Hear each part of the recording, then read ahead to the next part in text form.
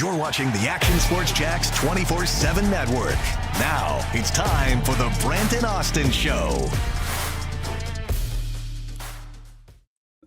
Are you giving more, emphasis on the bottom 5 guys rather than the first 3? Do we only care about 8 people instead of 9 here at Action News Jax? I mean, what are we doing here, Hamby?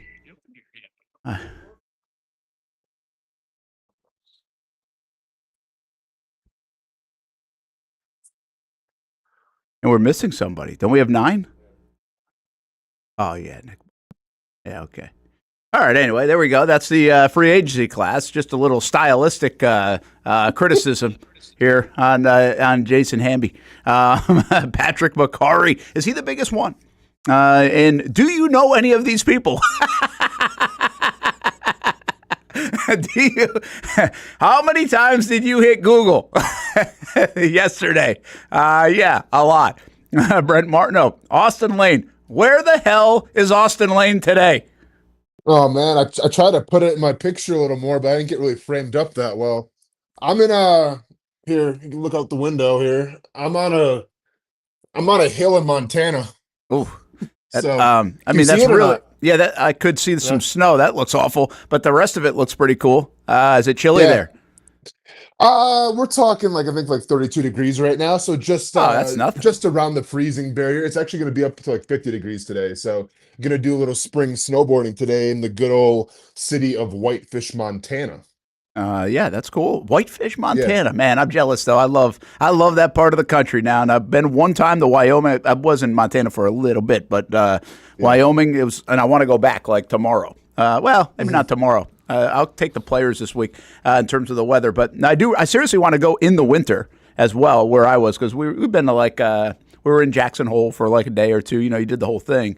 And Montana, Wyoming, I do want to experience it in the winter. I'm not for sure how long I want to experience it, but we'll see. So you're there hanging out with some buddies, going to do some snowboarding, get away for a little bit, and still joining us. And man, you keep going on those West Coast mountain time, whatever it is. It's early wherever the heck you are all the time. Oh yeah. So it's 8:00 here. So thankfully we're not on the West Coast time. We're on Mountain whatever time. But still kind of adjusting because the last week I've really gone on zero sleep. Helping out my stepdad and everything. Then flying back to Jacksonville, hanging out with little man, going to music festivals and concerts. So we partied and did that, and then then it's right to Whitefish, Montana. So not a lot of time to rest, man. But it's all good. Have it no other way. Everything is good. I have zero complaints right now. All right, Austin's going to join us for about an hour here today and tomorrow. Then we're just going to let him go have some fun before we get back in the saddle next week. So you can use that terminology when you're up there in Montana. You can use that terminology. And Brent, I mean, don't bury the lead. What happened was it was part of my contract stipulation that when it's golf week, I'm probably going to take a little more time off. So this is why I'm in Montana right now, because with all due respect, I mean, I can talk a little about the TPC, saga, the players and everything, but I'm going to leave that to the experts and Brent Martineau. Well, not only that, it's that I didn't really want to talk equal time on wrestling. So it's just get the hell out of here. I'll talk golf all I want and not have to handle the wrestling side of it. By the way, the Scrap House still on tomorrow night, 7 o'clock here on the Action Sports Jax 24/7 network. All right, we already great comment already in the morning.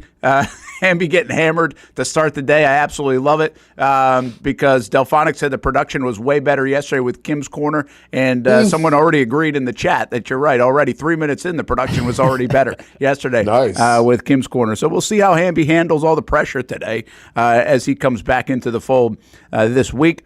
But let's jump right into it. What do we think? I'll give my thoughts in a bit. I will say this overall. I know there's back and forth, and especially kind of where we see the instant reaction is social media, which I will once again say that is not everybody. If you go to the grocery store, your favorite one, and ask, I think if you line 10 people up, I'm not sure anybody would know some of these guys, but I'm not sure everybody's like, oh my gosh, I can't believe they didn't get X either. So But what happens on X specifically is kind of our instant feedback. And you got a little segment where it's like, what are they doing? They're not doing anything, because fans love this time of year when you can make a splash. As much as you say, oh, we win the offseason. People like to win the offseason. They like to do that. And then you have your defenders of the organization, of the regime right now, and what I call ABB, anybody but bulky. If it doesn't matter what they do, they could sign Brent. And it'd be like, well, Gladstone knows what's up, man. He knows Brent's intangibly rich. True. Yeah, true. ABB. So what do you think, Austen? What did you see? What's your gut tell you after 9 guys? By the way, that's a lot of guys that people had to Google for the most part yesterday. So what does my gut tell me? I mean, there's really a couple of guys that kind of raise my eyebrows a little bit, but I understand what the trajectory of this team is, right? When you have a lot of money to spend in free agency, when you let go of some pretty well-known players in Christian Kirk and Evan Ingram, household names, if you will, especially in Jacksonville, you expect it to go, okay, well, we're getting rid of these guys. We must be making some big moves coming down the line because we have so much money available. And that's not how you build a team. Now, I understand when we talk about Gladstone coming from the Los Angeles Rams back when they, would invest in free agency and trades and everything and sacrifice their draft picks, they did that because they had the locker room, they had the leadership, they had the players around them to do that. When you have a guy like Aaron Donald, that makes life a little easier, right? When you have the quarterback in place like Matthew Stafford, that made things a little easier. Now, Trevor Lawrence, we hope to get to that point. Obviously, you have guys on defense, Joshua Hines down, Trayvon Walker, but Brent, we've talked about this the entire offseason. How many leaders, how many guys do they have that you're comfortable with where it's like, hey, your on-the-field performance matches what you can give that locker room? And I think right now that's few and far between. So I think you have a roster right now that, they're still building and they're still getting together, but is this a playoff run roster from last year? I really don't think so. Like, people want to say, well, they lost so many close games and it was all the coaching. And there may be some truth to that. But what you're looking at right now is a complete reset. You're looking at Gladstone setting it from the ground up. And I'm not mad at that. That's how you build a successful franchise. That's how you build a franchise that's going to last a while. Like, I don't need a flash in the pan, spend all your free agent money right now and hope, all right, maybe we can win a Super Bowl in 2 or 3 years. And after that, all right, it's back to the basement. No, I would rather have a slow build that you gradually increase the talent of your team. Now, it may not take 1 year, it could take 2 years, 3 years, but I get the slow build part. The one thing that I don't really understand, and once again, I understand that scheme comes into play here, but I feel about Evan Ingram. When you let a guy like Evan Ingram go, then what's the plan? Right? Is it going to be Brenton Strange? Or are you going to bring 2 guys in like that? Yeah, I've heard of from fantasy a little bit, but like Armont, and I forget the other guy's name even right now, and that's sad, but are they better than Evan Ingram? I'm not sure. They're cheaper, okay. But once again, I've said it many times on this show, Brent, I think Evan Ingram brought a lot more to your locker room. I think he brought a lot more to the community than just what we saw on the field. Though, and by the way, when he was on the field and he was healthy, he was pretty damn good himself. So that's Austin, let me answer that question for you. Are they better than Evan Ingram? No. No, they're not. Yeah, of course. Yep. And then the other one, and once again, like I think the signings are fine. Like I'm not mad at them. I'm not like, but I think the whole Lewis signing is interesting. Everyone wants to say, okay, this guy's a dog. This guy's a dog. He's going to be a great nickel corner. Okay. But Jarian Jones also plays nickel. Now, is the plan going to be to move Jarian Jones on the outside? Maybe. Maybe that's your 2 corner right now, and maybe he does fantastic at that position. But how many times in the past, and this is more of just, I think having a little shell shock of what's gone down in the past with guys like Joshua Hines Allen, Dante Fowler Jr. How many times do we have to get guys, have them play in a great spot, and then we move them because, well, it's what's best for the team? Jarian Jones, I don't think was an issue last year at nickel. I think he was one of the shining spots on that team, on that defense last year. I mean, I said shining like it was. I think he was one of the brighter spots that's good on that defense. I think he's one of the brighter spots on that defense. And especially a young guy, I would love to see what he had this season at nickel. But if the plan is to move him to the 2 spot, then so be it. But I think it's a cautionary tale sometimes of when you have a guy that did pretty damn well at one spot, and you say, you know what, I see potential in another spot. Let's see what happens. That can always backfire. Hamby, what do you get? What's your take on the overall class? Yeah, I think disappointed. I think, but ready to see. Not going to jump to any conclusions, right? I know that these guys have a plan in place, and they didn't want to spend a whole lot of money. I mean, their biggest contract was Macari of $37 million over 3 years. Like that, by NFL standards, is nothing compared to a lot of what other guys got yesterday. So I'm cool with the patient approach. I'm cool with building through the draft. At the same time, if we would have just gotten, I know everybody's kind of in the, man, if we could have just had one big splash. I don't even know about splash, but are we better at any position? Did we improve at any position? Huh? Wow. How about the offensive line? Yeah. I don't know if I'm ready to say that the guy, Hainsey's better than Mitch Morse was 2 weeks ago. Obviously, he's better than Fortner. I'm cool with that. Exactly. Well, Mitch Morse is But I'm saying, man. Are we better now than we were 2 weeks ago? Like, is Macari a better upgrade than Sheriff? Is, De'Ami Brown's not better than Christian Kirk. Now he's an ascending player. I'm excited to see what he could do. I think he could be good in Cohen's offense. He had a good postseason. The guy's caught 60 balls in his 4-year NFL career. So don't come, he's not better than Christian Kirk. He could be better because he's younger, whatever. Well, he's not. I mean, he's not. He's not better? I think you ask a fair question. Eric Murray? I think you ask a fair question. Is he better than Cisco? Well, I mean, Cisco last year earned his exit. Okay, but he earned his 24. exit. Listen, I'm a fan of Cisco. I was a fan of Cisco. I thought he was going to have a huge year. But the bottom line is, if you run that back, if you bring in Cisco again, I mean, what are you doing? Are you getting better? Do you feel like you're getting better? Are you getting different? Like, there's a little bit of part of that with Cisco. And Cisco might go play really well. And he's a young player, right? He's 24, 25 years old. But he earned his exit. And I love Andre, but he just did not play well last year. So to bring that back on a bad defense is probably a mistake. So what I would say is, yeah, this dude last year probably played better than Cisco.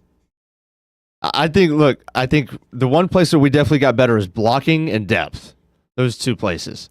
But as far as one particular position where we got better, that's a fair question. I can't sit here and unequivocally say, or even close to say, really, that the Jaguars are better than they were 2 weeks ago on paper.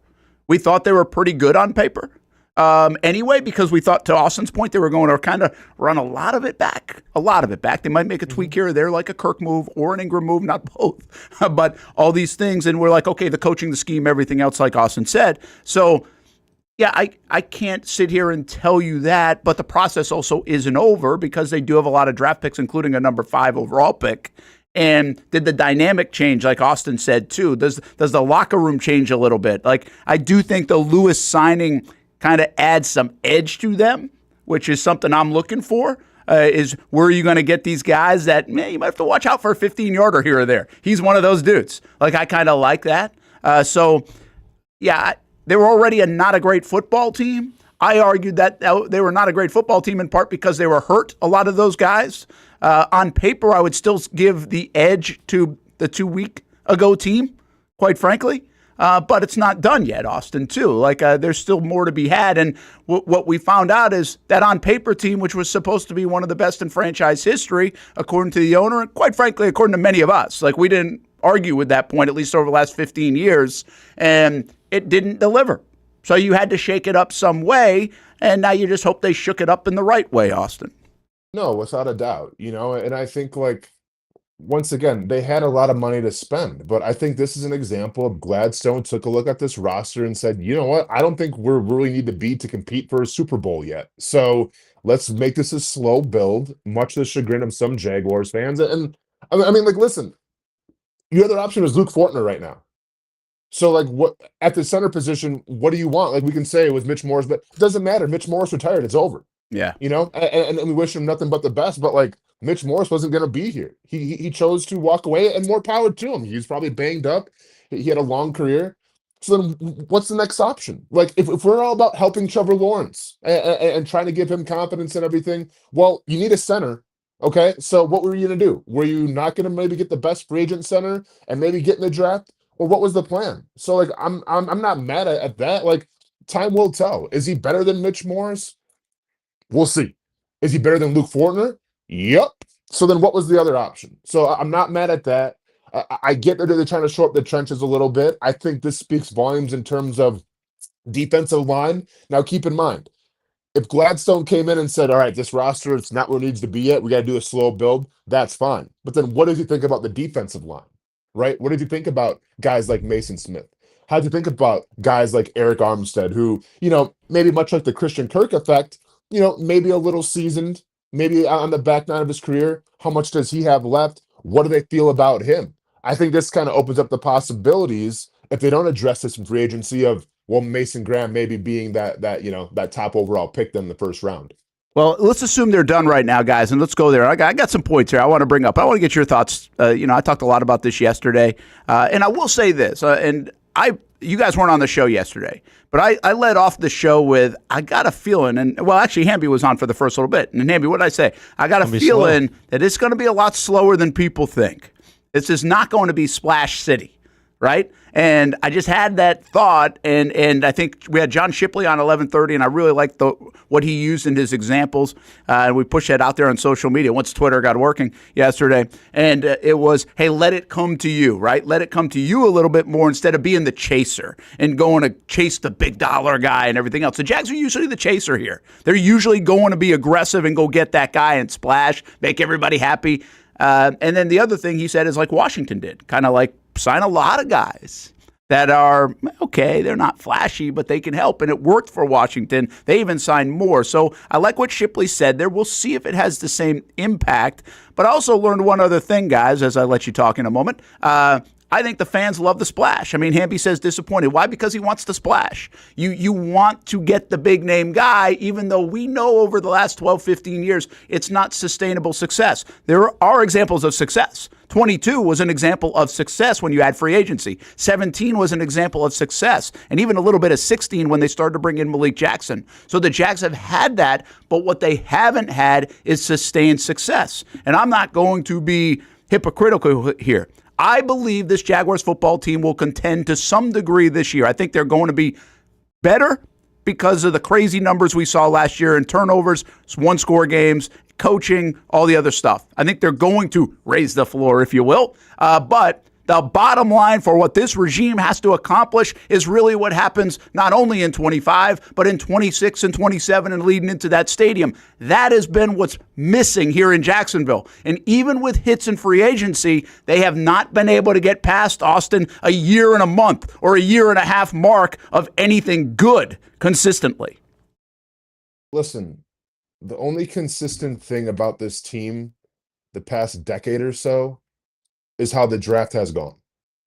Okay? Like, we want to sit here and say, yeah, we turned it around for 1 year in free agency. We did this here. We spent some money here. The great teams of the NFL, they know how to draft, Brent. And I get it. And I'm always going to say this, all right? And I know he's gone, and I know you're not getting your Venmo transactions anymore, but I'll say it one more time just because I never get tired of saying it, all right? You have to make the layups, all right? So Trent Baalke did good in the first rounders. But then after that, second, third, fourth, for how many years was it just like, oh, I forgot that we drafted him there and it didn't really work out? Like, this is what Gladstone wants to do. And guess what? This is what a GM should want to do. A GM should want to come in, see a team that, by all means, the roster is kind of a little shaky, despite how many, close, single-digit losses you had. And you should go, you know what? I can turn this around in the draft because that's where you make your money. That's where you build your team. And I think there's a confidence. I think there's an aura in Gladstone that he's going to come in here with all these draft picks and turn it around. Now, he has to do it. And I think there's a lot of pressure on him to do it. And it's funny because it seems like every single year we talk about it. This is the most important draft in Jaguars history. This one's going to be the most important draft in Jaguars history. Whether it's myself, whether it's Brent Martineau, whether it's Gene Fournette. I feel like we always say this. Well, this up-and-coming year, gentlemen, this might be the most important Jaguars draft in history. You got something, maybe? Yeah, I think that's one of my biggest takeaways, at least the positive takeaways, is we addressed every position some way so that we're not pigeonholed in the draft and we can truly, Gladstone can, and he can kind of cook. Yeah, which most GMs do that, by the way. Even Baalke and others have done that in Jacksonville. You Band-Aid it up so you don't get stuck. Right. But that's still a positive. Yep. That we can still have a lot of freedom to do whatever we want to do. All 5 guys, right, that you would think are on the board for the Jags are still on the board. They're still in play. Sure. Yeah, so they did not. I didn't think they took anybody off the board. And then actually it might lean a little bit now toward a Mason Graham, not because of what the Jags did, but because of what New England did. Not to say they couldn't get another guy up front because he wants to build up that. But because they signed the dude from the Philadelphia Eagles, spent all that money, you're kind of like, oh, maybe they'll go in a different direction, right, with Milton. I think the one thing I'll be watching here, and I get maybe the Mason Graham stock has never been higher, but where we sit right now, on a Tuesday, are we comfortable with what Trevor Lawrence has as weapons to see the best version of Trevor Lawrence? Good question. Are you guys? No, but I don't feel like it's finished. I also don't feel like it's finished. Okay. But then if it's not finished, then what is that going to look? Is it going to be Cooper Kupp? I mean, do we really feel that much better about Cooper Kupp? Possibly. I'm not sure how many other options in free agency there really are anymore in terms of wide receiver. I mean, maybe you can pull a trade somewhere and go that route. Or then do you go in the draft? The issue with that is I feel like if you don't draft somebody in the first, second round, because keep in mind, you maybe filled up some holes a little bit, but you still, I think, need talent to be elevated. So if you don't address the wide receiver position in the first, second round, and I guess the tight end room you're happy with, does Trevor Lawrence have enough to show you, okay, there's no more excuses? And no, we're not there right now, in my opinion.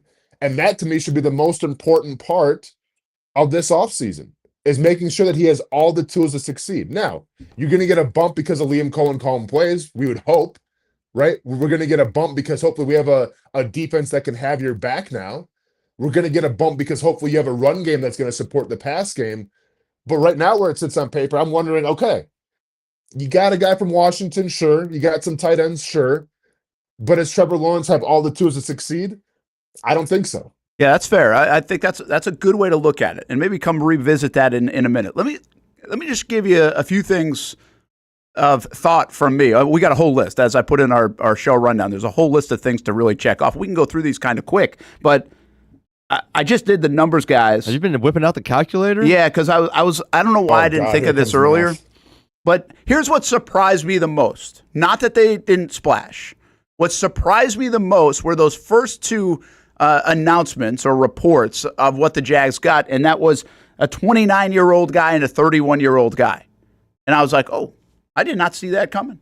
I don't know. I don't know. I understand free agency. You can go get a little older, but they just got rid of Kirk at 28. They got rid of, obviously, Sheriff at 32, and Morris retired at 32, and Everett Ingram's 30. And I'm like, okay, well, if you're above Grant Udinski's age, you're not really a part of this. And because that's a little bit of a lesson learned, Austin, from back in the Darryl Smith days, where when they ripped it down completely, they got rid of like anybody over the age of like 28. Like seriously, they did that. Like Dave Caldwell did that, and he's admitted since, and I've talked to him a lot since then, that was a mistake, right? They should have kept guys like Darryl Smith and other veteran guys along for the ride. So I figured, I didn't think they were ripping it down completely, but what I had argued over the last few weeks, or at least just noted, is that the Jaguars might be getting younger, but they do have a lot of experience. You have a 24-year-old Trayvon Walker who's played 3 seasons, a 26, 27-year-old Josh Hines-Allen who's been around for 5 seasons. You have Trevor Lawrence who's played 50 games at 25 years old. So you have Gabe Davis who's been in the league for a long time, 25 years old. So your age doesn't look great, maybe from where it looks really good because they want to be young, but their experience is actually higher than what their age would say. So I didn't think they needed the 30, 31, 32-year-old guys. The most stunning thing that happened here yesterday is that they got old dudes. Like they got old guys. They got old. I just did it. 52 seasons combined with this crop of free agents, 9 of them, 606 games played. That's a huge number. 606 games played. They did not get younger. They actually said, hey, we got to go rebuild this locker room, Austin. We got to have veterans along with these 20 draft picks that we're about to have for the next 2 years. We're going to get younger in the draft with the amount of picks that we have. So we need to offset that with guys that have been through the battles, guys that know what it's like, guys that can come in here and say, hey, let's do it right now. It showed me a little bit like to the point of, hey, we're ready to go win a division title right now. Now, it didn't say that with the name splash of a Chris Godwin or a Javon Holland or what people wanted to hear, but it said it from the amount of guys that they signed that were the minimum amount. Long and Diami Brown have played 4 seasons. Everybody else, 6, 7, 8, 9. To me, that's almost like a free agency class that says, hey, we're ready to go.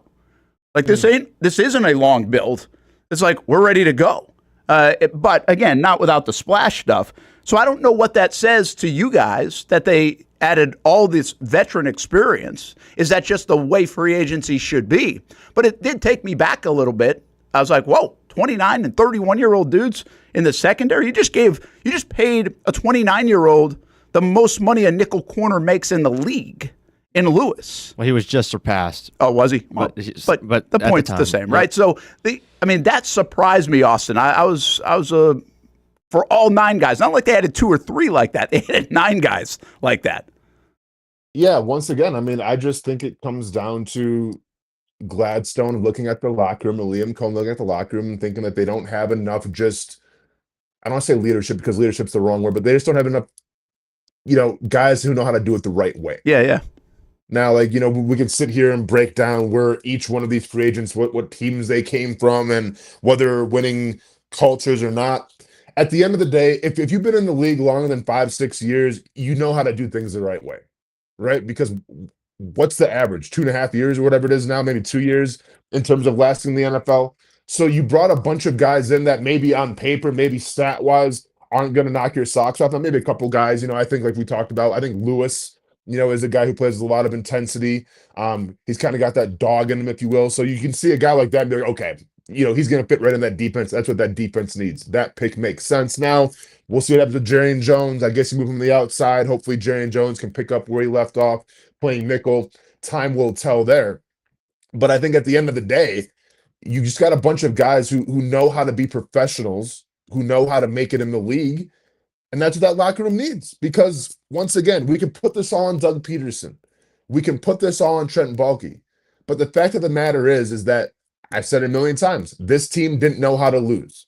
This team didn't know how to handle adversity and rebound. And yeah, a lot of that falls on coaching, and Doug Peterson was the guy that kind of took the grenade, if you will, and that's fine. That's a head coach. You're supposed to be able to do that. But it's also on the players as well. So this is what bringing experience, this is what bringing guys that have been around the league for a while that know how to do things is going to do for your team. I feel like if it is going to snowball, and let's be honest, it'll snowball once because it's the NFL. Every team's going to snowball at least once. I feel like now you have guys in the locker room that can kind of take on the youth, and be like, hey, here's how we do things. Here's what I've learned. Follow my lead and let's go. Yeah, don't freak out. Now, listen, Exactly. It's always a mystery. It's always a challenge to get the right mix. We thought that Baalke was doing this. We thought he was doing a pretty good job of this, quite frankly. Bringing in the older guys from Baltimore, San Francisco, Buffalo, and saying this is how you get across the finish line. It made sense, all right? I know everybody hates everything about Baalke, but what they were doing made sense last year. It just didn't work. It wasn't the right mix. They didn't get guys that could still play. They didn't get guys that could still deliver. They never even got in a position to try to get across the finish line because it just didn't work. All right, 2 more quick thoughts before we go to break. Hamby's burner real quick. I got to adjust the comment. We need vets in the locker room. Look how that played out. How'd it play out for the Chiefs? How'd it play out for the Eagles? How'd it play out for the Commanders? Again, go to the Commanders. They signed a lot of older guys too. I mean, hey, I'm not going to break any news, but the key is to try to sign the right vets. That's got something to do with it.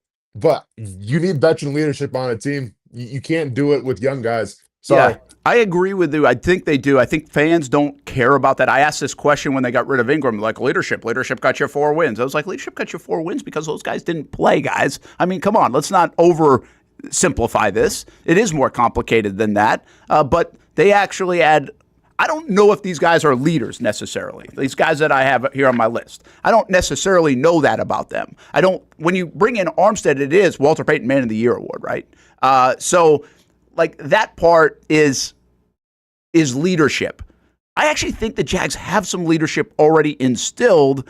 This would just be easy just to do things the way the NFL does things and not get people up to speed at 21 years old, 22 years old. Because Trevor has to be a leader. Josh Hines Allen's getting paid to be a leader. Tyson Campbell, guess what, dude? You're getting paid to be a leader. You guys have to be leaders the way you're getting paid. They've already got Foye Oluokun. right? They've got some of these guys. I think even Walker Little at this stage, they kept him on board. He's been around for 4 years. Like, those are guys that you're getting paid to be a leader. Brian Thomas Jr., you don't have to do that just yet. Give you a couple more years. Like, that's fine. He's gonna but I think, like, once again, but it's the talent, though, right? Like, here's the thing. You can make all the money in the world, and you can be a top 6, 7 guy at your position. But if you aren't having the on-field productivity, you're not going to be a leader. It's simple as that. Like Tyson Campbell, I'm still on the fence about right now. I'll be honest with you. Like, yeah, he's getting paid, and when he's out there, when he's healthy, he's a great player. But when he's healthy, when he's banged up, hamstrings, things like that, his production has slid a little bit. So it's hard for me to call Tyson Campbell a leader right now, even though you're making all the money, even though the money says that you should be a leader. But you got to have the on-field productivity to back it up. All right, I'm going to give you 2 or 3 more things, then we're going to hit a break. I thought James Gladstone showed a word that he has already professed, and that is discipline. So I think it's hard when you have $60 million and you can go spend money to not spend money. You know what I mean? I think it's really hard when you got the wallet open and an owner that's willing to spend to say, hey, no, we don't need Javon Holland at $15 million a year. We don't need, listen, we feel like we could use all these guys, but we don't need to do X. Could have offered Chris Godwin a lot of money. I don't know if he would have come over, but it sounds like he took less money than like the New England Patriots offered him, according to some reports. So the Jags could have splashed, could have made the splash play. Fans would really like that too. And maybe that makes you better. They didn't. That showed a tremendous amount of discipline, I think, on his part to stick to whatever his plan is, their plan is. And by the way, you got to remember, he just came in like weeks ago. He's already trying to implement some of this stuff with everything else the Jags have been doing. Guys like Ethan Waugh and everyone else that have really been putting in the work to build this roster for this upcoming season based on the situation. So to morph into that, and we're going to give credit to Gladstone here. I'm sure there are a lot of other people like Baselli and like Ethan Waugh and others that help do this, but it's got to be the vision of Gladstone to some degree, if not to all degrees, to be able to do that. And the one other thing I'll give him credit for, that really, he made some tough decisions. And I don't necessarily think he made tough decisions yesterday, but I give him credit for making the tough decisions last week. I do not think letting Christian Kirk and Evan Ingram go is an easy decision.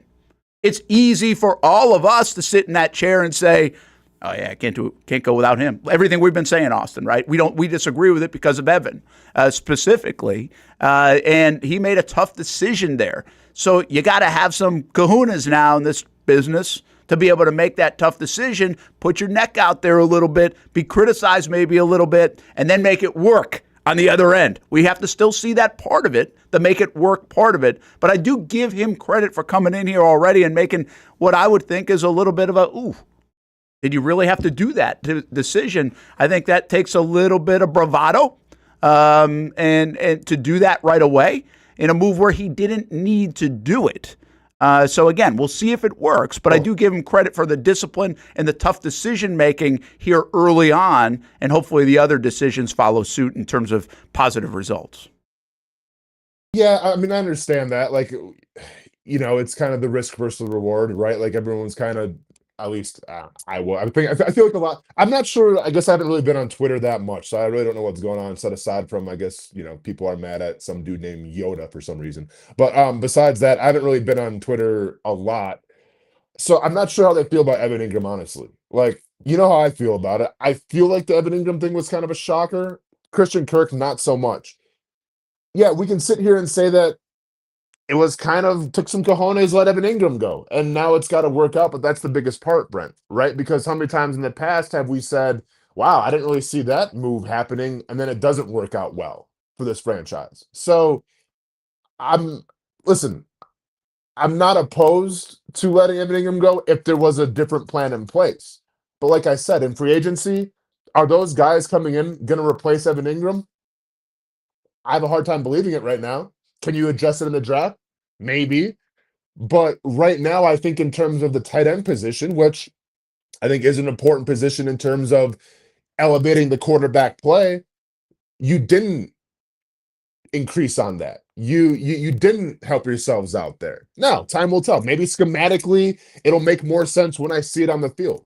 But just where I sit right now, that's really the one thing that kind of irks me a little bit is, well, you didn't really upgrade that position. You actually took that position away, And that's a position that's going to have a direct correlation on how your quarterback's going to be. But once again, maybe there's a master plan. Maybe we'll see the ending of it. But just where I sit right now, Brent, that's the one thing that kind of rubs me the wrong way. I like where you're going with that. We're going to hit that topic again. We got a bunch of different topics to hit, so let's do that. We'll take a break, and then I know we got you till about 11 o'clock here Eastern time, and then we'll get you out of here. So and keep talking, obviously, more about Jags free agency and what else is going on. Are they done, by the way? I mean, 9 players is a lot, so I would assume they're probably done. Maybe pick somebody else up, special teams wise or some depth wise plays still down the road. A lot still to get to. Hey, yesterday I teased this golf pool deal for a fundraiser, and I never delivered on it because we had breaking news. What else is new for me? But anyway, here's how you do it. ProGolfPool.com. And the deal here is there's something in it for you, but it starts with the Players' Championship and then goes through the major championships. You can play all 5. It's a pretty minimal amount to get in for all 5 events throughout the year, so you can have some fun with that. You guys know how this stuff works. You've got a March Madness one coming up. But you got to get in by Wednesday.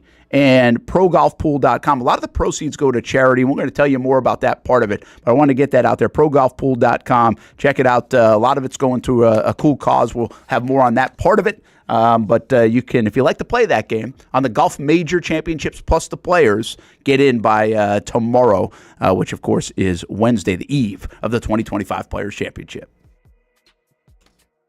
When it's time to get a new car for anyone in your family, just remember, nobody but Nimnick, the #1 Buick GMC dealer in Jacksonville. Get the latest price breaks on 2023 and 2024 models or the newest 2025 vehicles in the showroom on Phillips Highway or shop online at NimnickBuickGMC.com 24 hours a day. GMC Sierras, Yukons, and the redesigned Acadias, or get the all-new redesigned line with Buicks. It's nobody but Nimnick, and part of the reason why is this is a first-class buying experience here at Nimnick Buick GMC. You're not just a customer, you're a friend. This is about getting a vehicle that best fits you and getting you on the road, and also helping you and your family down the road.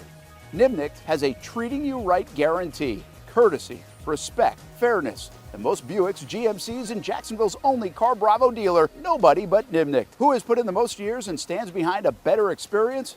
Nobody but Nimnick GMC. We are professional grade.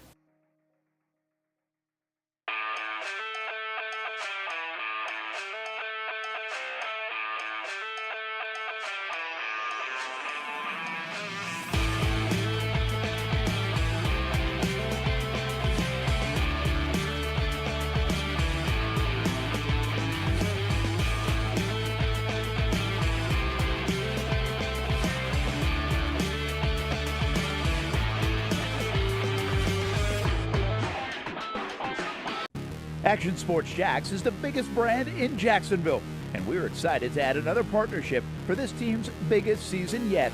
Action Sports Jax 24/7 is now the official streaming network of the Jacksonville Sharks for their 15th season.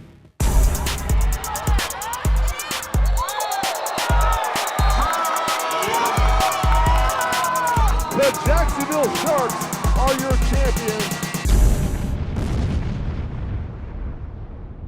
I've been telling you about CGC Water Treatment and Plumbing for a long time now. Their drinking water systems remove up to 99% of contaminants. We've had a Connecticut water softener and drinking water system in our home for more than 7 years. You can see the difference whether you're washing clothes, the dishes, or what I like to do most, fill this up for some coffee every morning, and mostly all day. Remember, if you're not filtering your water, you are the filter. Don't be the filter. Save $1,000 or more when you bundle a Connecticut Premier Softener with a Connecticut K5 drinking water system.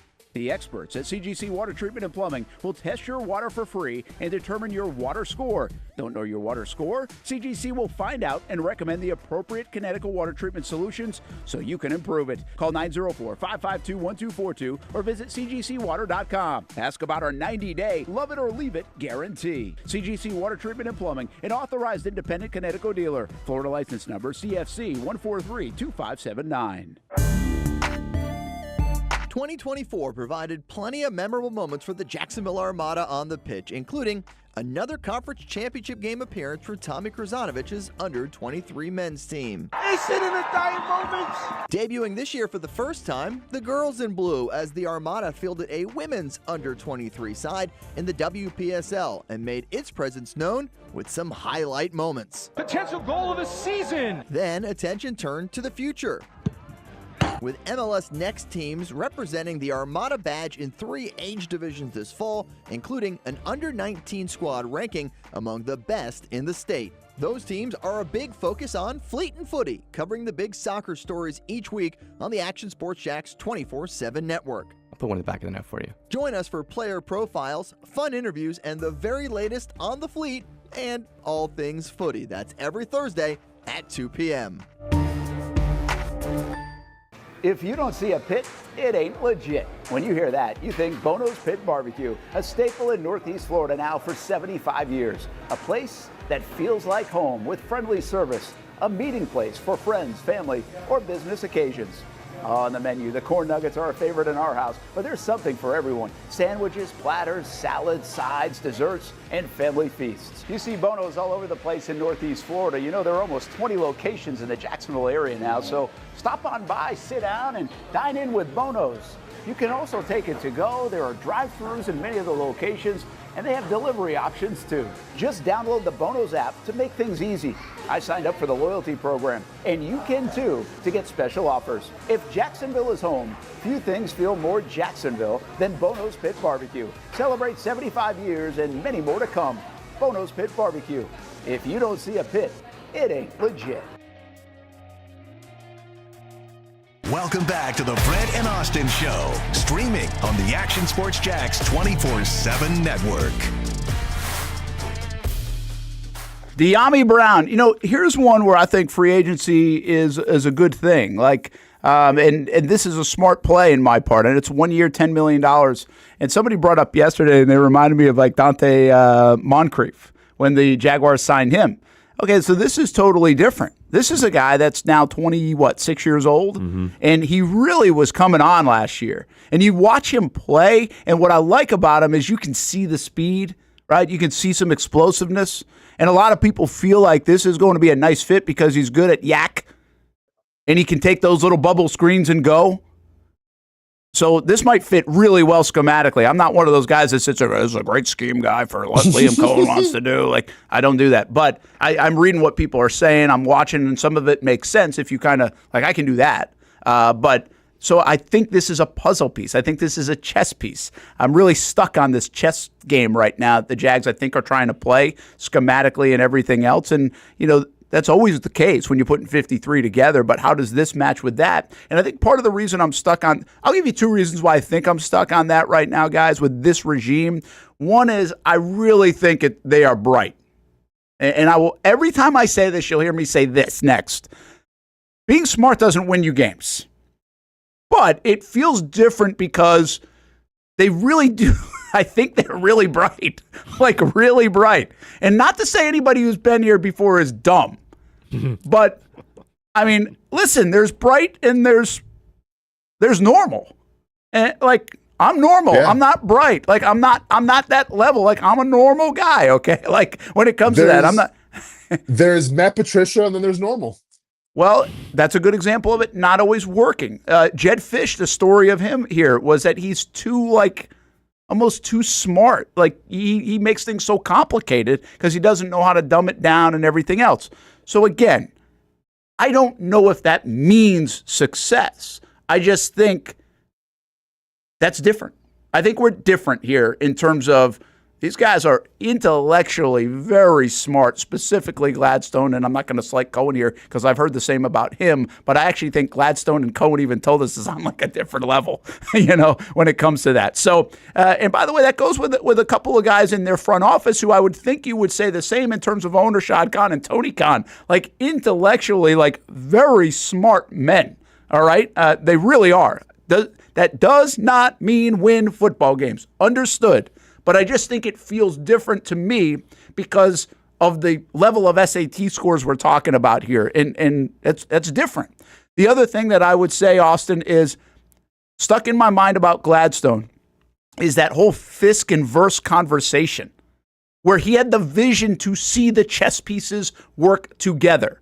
Either guy would be good in no matter what situation, and he said that. But he also said in that clip back with the Rams that if we could somehow get them together, it magnifies their play. And damn was he right, because those guys were really good at Florida State, and they looked to be really good with the Los Angeles Rams a year ago. So I'm leaning on those two things right now to really kind of get stuck on this chess versus checkers game that I feel like the Jags have finally like elevated to a chess game around here. Yeah, like, listen, obviously when you talk about IQ, you talk about brains, you talk about smarts, those are important factors to have in the NFL. But they're not everything, right? And this is the old school part of me coming out and saying, look, once again, like, this is what got us analytics. This is what got us going forward on 4th and 2 from your own 30-yard line, right? It's I don't want to call them nerds, but it's the guys with the glasses that are saying, we know the game more than you. And I get it. Like, I get your enthusiasm, Brent, of, okay, these guys are obviously very high IQ geniuses. I'll just play the devil's advocate here and just say that doesn't mean everything. Because sometimes I feel like when you get lost in the X's and O's, and you get lost in the high IQ, you lose the culture building and you lose the intensity that you need to help win football games, right? I look at Matt Patricia. I look at a guy like McDaniel, who is a savant when it comes to calling plays in Miami. One of the best play callers, one of the best designers in terms of formations and everything, pre-snap, maybe the entire NFL. But the Miami Dolphins can't win a cold weather game. Okay? Yeah. And that's true. The stats are going to say that. So I'm all for having smart dudes, much smarter than me, smarter than everybody else in your building and everything.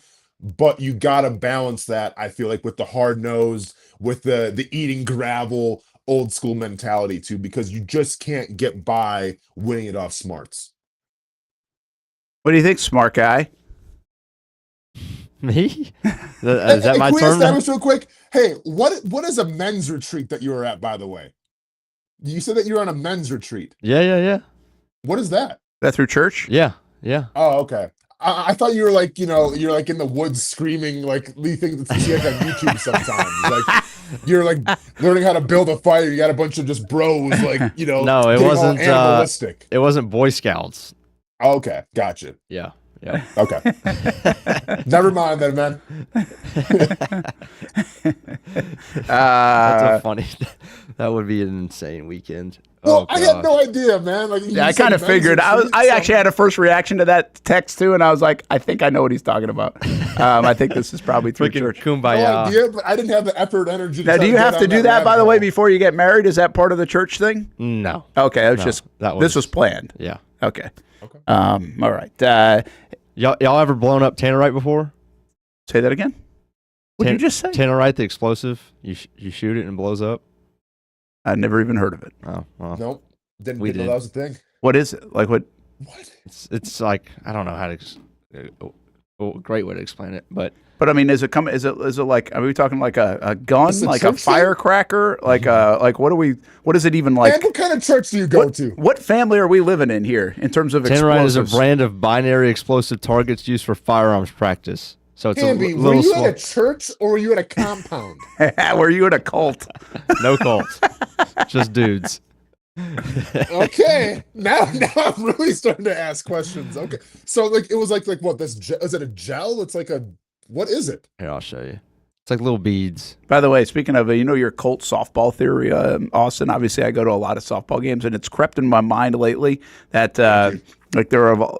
I mean, the cheering team. There's not every team is a cheering team, right? But the cheering team does it's different. It's definitely different.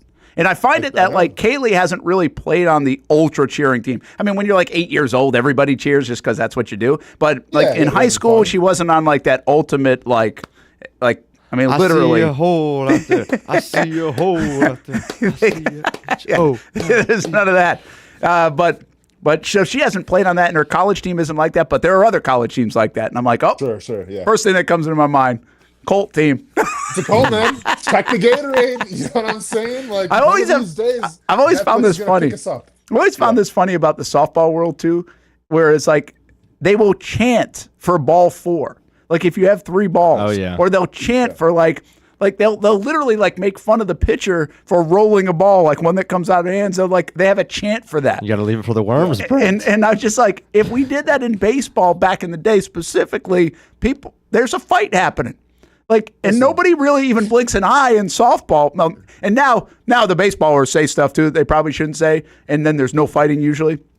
But the nobody blinks an eye at this stuff, where I would feel like you shouldn't be talking about, because the rule is you shouldn't be cheering about the other team, right? Like against the other team. Right. And softball, they don't care about that. They're like, throw me another ball, baby. Listen, I don't like celebrating anybody's downfall, but one of my favorite pastimes is watching like the college softball World Series and I think this might have been Georgia from like 6 years ago, but this like sticks out in my mind so much. Sorry, Hamby.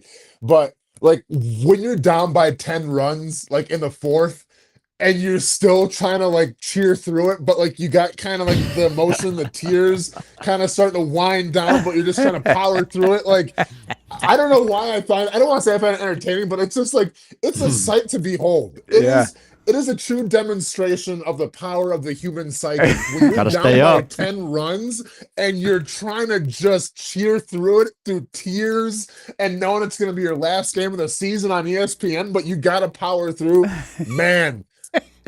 I mean, that's must-see TV right there. I know the exact situation you're talking about, too. Oh, it's like, all right, what is this? I was crying on Saturday. I was in one of those. Tannerite. Interesting. Is that Mr. Beast? No, not Mr. Beast. Okay. All right. So was this part of your retreat? How did we get onto this? We were just out there and we were shooting around, and somebody had some, so we threw it out there like 100 yards, and somebody got a rifle and hit it and blew it up. And so, like, is it that big of an explosion? Like, look, it's pretty cool. Yeah. Okay. But like, all right. How? Okay. Yeah. I guess we have to talk about should we be endorsing this? Yeah, I'm just wondering, no problem. Like, what church is going to be like, like, you remember how David slung the rock at Goliath? Well, we have the tanner right here. We blow, like, what? I don't. No, there was no biblical lesson attached. It was just cool. Oh, okay. That was other times. I think we're going to have to talk about this more off camera. That's always a good one. Yeah. All right. Hey, before we get Austen out of here, let's hit a couple more things. We already did. Are they better than they were 2 weeks ago? Is there a signing that you wanted them to have that they missed on, that you thought, okay, it's okay to have a splash signing with everything else? We can still love what you're doing, trust what you're doing. But I think a lot of people thought Javon Holland might be a safety instead of a 31-year-old safety. He goes this morning. Did he go to the Jets? Or Jets, he went to right? the Giants. Or Giants, sorry. He's only 25 years old, right? You could have replaced Cisco with Holland. I mean, these are guys that actually are familiar with Holland as well, Campanile, and they're like, Yeah. No, so I mean, I always am like, okay, well, they know him, so if they really wanted to get him, they probably could have kicked down the door and said, let's go get him. This is a big piece. That obviously wasn't the case, or they didn't want to spend $15 million a year on a safety and allocate those kind of dollars. Anybody else, guys, that jumps out to you that's like, hey, why didn't they get this guy, but the other teams did? I mean, I think Chris Godwin's got to be at least mentioned coming from Liam Cohen's offense and everything. Maybe the Jaguars didn't want to spend that much on him, and maybe Liam Cohen knows more than obviously Jaguars fans know. So honestly, to me, man, I thought it was going to be either, like you mentioned, a big splash safety or some guy in the secondary, and then a big splash wide receiver. At least one of those guys. Not to say like, Lewis isn't going to be that guy, but he's not Holland. And not to say, you can still get Cooper Kupp, I guess. But like I thought like the whole goal is going to be immensely help out Trevor Lawrence here. And, the cat from Washington, while it could be an upgrade, I'm not sure how much it's really going to help him out in the long run. Yeah. Yeah, I thought corner was the big one, like a DJ Reed or Charvarius Ward, Bynum, one of those guys would be phenomenal. And to kind of just pencil that in, a younger guy who can you could put opposite of Tyson for 4 years or whatever the case may be. Because, I mean, we had it at 12:30 yesterday. Brent, you broke it down. But, like, the fact that we just got a nickel I'm sure the guy's great, but it was just like, of all of the places, that would have been one of the last positions that we would take in anybody, period, because we thought we had an ascending player penciled in. So I would have taken one of those guys. Yeah, I think. Go ahead, Austin. I was gonna say, I'm sorry, man, I didn't cut you off. I think, like, listen, we talk about free agency, all about filling the holes, right? In my opinion, the term of free agency, you do it because then you can go to the draft and be like, all right, we don't got to worry about this. We don't have to worry about this. Well, let's take a look at this roster real quick. Like, center is a position, okay, you don't got to take a center, whatever, in the top 4 rounds. Like, you're good there at least for a year. Maybe you address it later on, but like right now, center, you're fine. Are you comfortable with wide receiver? I don't think we are. So, like, that still has to be addressed if you don't get another guy in free agency.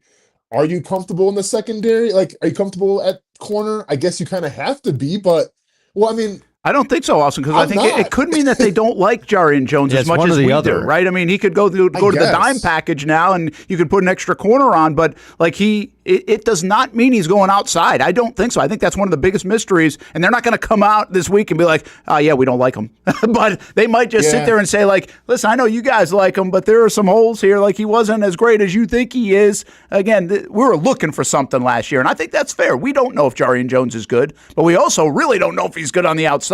So to me, does this bring in the Will Johnsons of the world and other folks in the secondary? Does that make this the biggest need going into the draft now, is you could grab a corner at 5 because you like them or think you can move back and get a corner at 5? I think that's actually one of the big things that opens up in my mind coming off these 9 signings.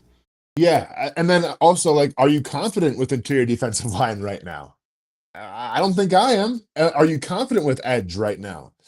So, like, this to me is the biggest takeaway of free agency so far for the Jacksonville Jaguars. Like, did you get your team better with experience and depth and some players here or there? Sure, you sprinkled them on.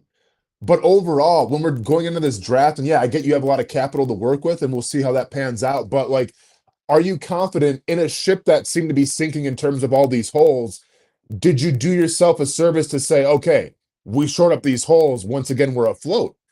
And I think you can take a look at a lot of positions here on this team and say, we still got to address a lot of these holes, and our ship still might be taking on some water right now, everybody. Well, I think the idea, though, is to go find studs in the first, second, maybe third round, that now you get star potential at the younger age in those spots to complement what you've got. I think that's part of the draft. Like, you've got to go find that. Now there's a lot of emphasis and onus to be able to find that. Like YB400 says, he brings up Jonathan Allen. I think this is really interesting, guys. The one that I want to look at, and there are a lot of teams. You could take the Colts, like Hamby's burner saying, because they picked up Bynum and Ward. You can take what Houston's doing. Houston's like ripping up their offensive line, which is pretty interesting. And they're going after some key, like Gardner Johnson just got picked up. They've got some interesting deals going on in Houston right now. It's like, okay, what are they doing directly? So you can weigh against other teams. I'm going to pick the Minnesota Vikings for the Jags.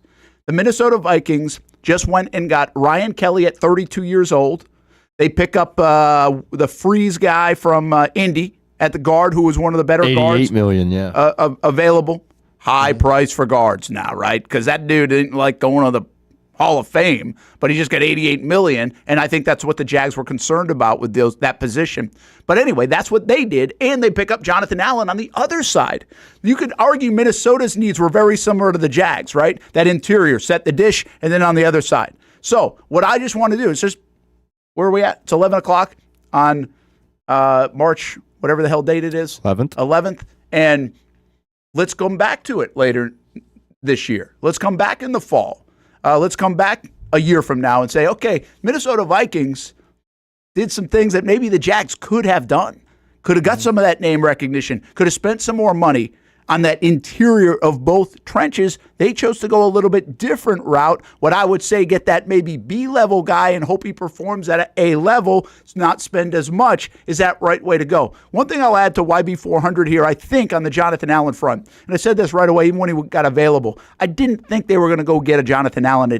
He's not an old guy by any means. Or it was the other one that got released. Who was it? Oh, Grady Jarrett yesterday, right? I didn't think they were going to go old. I think they want to get a lot of younger there. They've got experience already on that defensive front, and yeah, they have Mason Smith. But I think they really want to build young there, Austin. I think Mason Graham or whoever else makes a lot of sense now on that defensive interior to go with the older guy in Eric Armstead. Devon Hamilton's been around the block now a little bit. And even your guys that you do have, like Josh and Trayvon, have been in the league a little bit. So I do think they want to go on the younger side because they're going to have a lot of money tied up in their defensive front. They might pay Trayvon this year.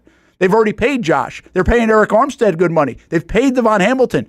That position needs to get younger and cheaper, quite frankly. And so I didn't think they were going to go spend more money on Jonathan Allen or more money on a guy like Grady Jarrett as well. So that one kind of makes some sense to me. All right, man. Hey, I think that's it for now. Let's see. I had one more question for you before I let you go. This is what I wanted to ask you. I just asked social media, and then we'll let you run. What does raise the floor mean to you?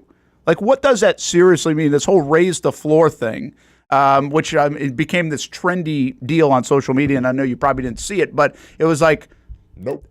Because it goes along with what Gladstone's trying to do. He says that. He's like trying to raise that floor. I think of it when I think of the floor, I'm like, that's what I look at in Trevor Lawrence. Trevor Lawrence, to me, has a high floor. He's a high floor guy. You can win with him even when he's not at his best because he's very gifted and talented. We're trying to find the ceiling, and I understand that part. You got to get to the ceiling, and where is that and everything else? That's our question around Trevor Lawrence.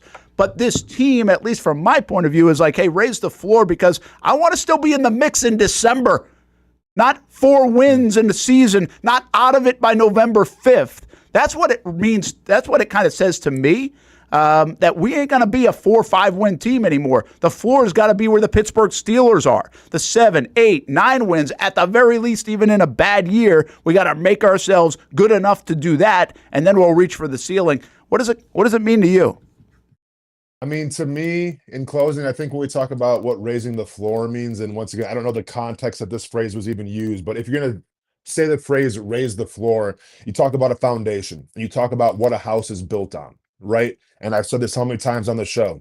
If you want to build a successful football team, where do you start? You don't start in free agency. You don't start with high-priced contracts. You start with the draft, and you start with the people that you bring in. That, to me, is what raise the floor means. And especially when you're a young upstart GM trying to make it in the NFL and you're trying to make a splash, that's where you make your money. That's where you get your name known, is the draft. So to me, raising the floor means, yeah, obviously it's hitting the first and second round picks, but it's also getting the quality guys in the third, fourth, and fifth rounds that some teams tend to miss on, that some teams tend to misevaluate that talent, and actually hitting on those picks as well. That's only going to drastically make you better for years and years to come. So that, to me, is what raise the floor means. All right, man, get out of here. Have a good day on the slopes, and we'll do it again tomorrow morning. Austin, real quick. Yes. Brent's favorite is in the division. No, this is not real. 1 Daniel year, 14 Jones to the million. Colts. Wow. Man. So Jaguars fans, you love to see it. Anthony Richardson's people are like, okay, great. We can compete with that. Anthony Richardson's people are like, you sure about that? Okay. That's the competition you brought in. And Aaron Rodgers still doesn't have a home. We'll see if it ends up being Pittsburgh or the Giants. Yeah. Yeah. Pittsburgh's really retooling. All right, man. Have a good one. See you guys. Have a good one. And by the way, Delphonic just said something on the chat as we had to break here.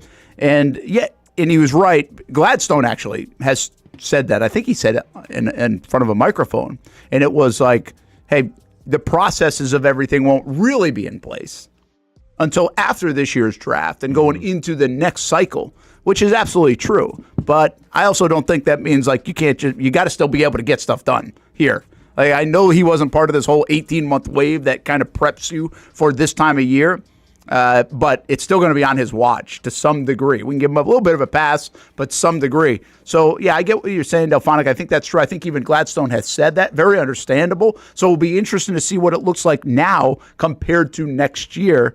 In this process, in the draft process, and everything else. A lot could still pivot here, and I don't know if we'll see that. I don't know if that's more of a behind-the-scenes thing or if we will be able to tell how they actually get player procurement. Anytime you can use that is a good thing. Brent and Austen Show, Action Sports Jacks 24/7 Network. Taking you until 1 o'clock today. ActionSportsJacks.com, the place to go. By the way, free agency spending doesn't mean wins. Daniel Griffiths with our That One Painter First Coast Paint the Play coming up next as well. It's one of the hot spots in the area. Welcome you to String Sports Brewery out at the beach. Big crowd on hand tonight. The fans are here. And now the newest hot spot at the beach is open. String Sports Brewery in Jax Beach has opened its doors with rave reviews. We're going to be fans forever.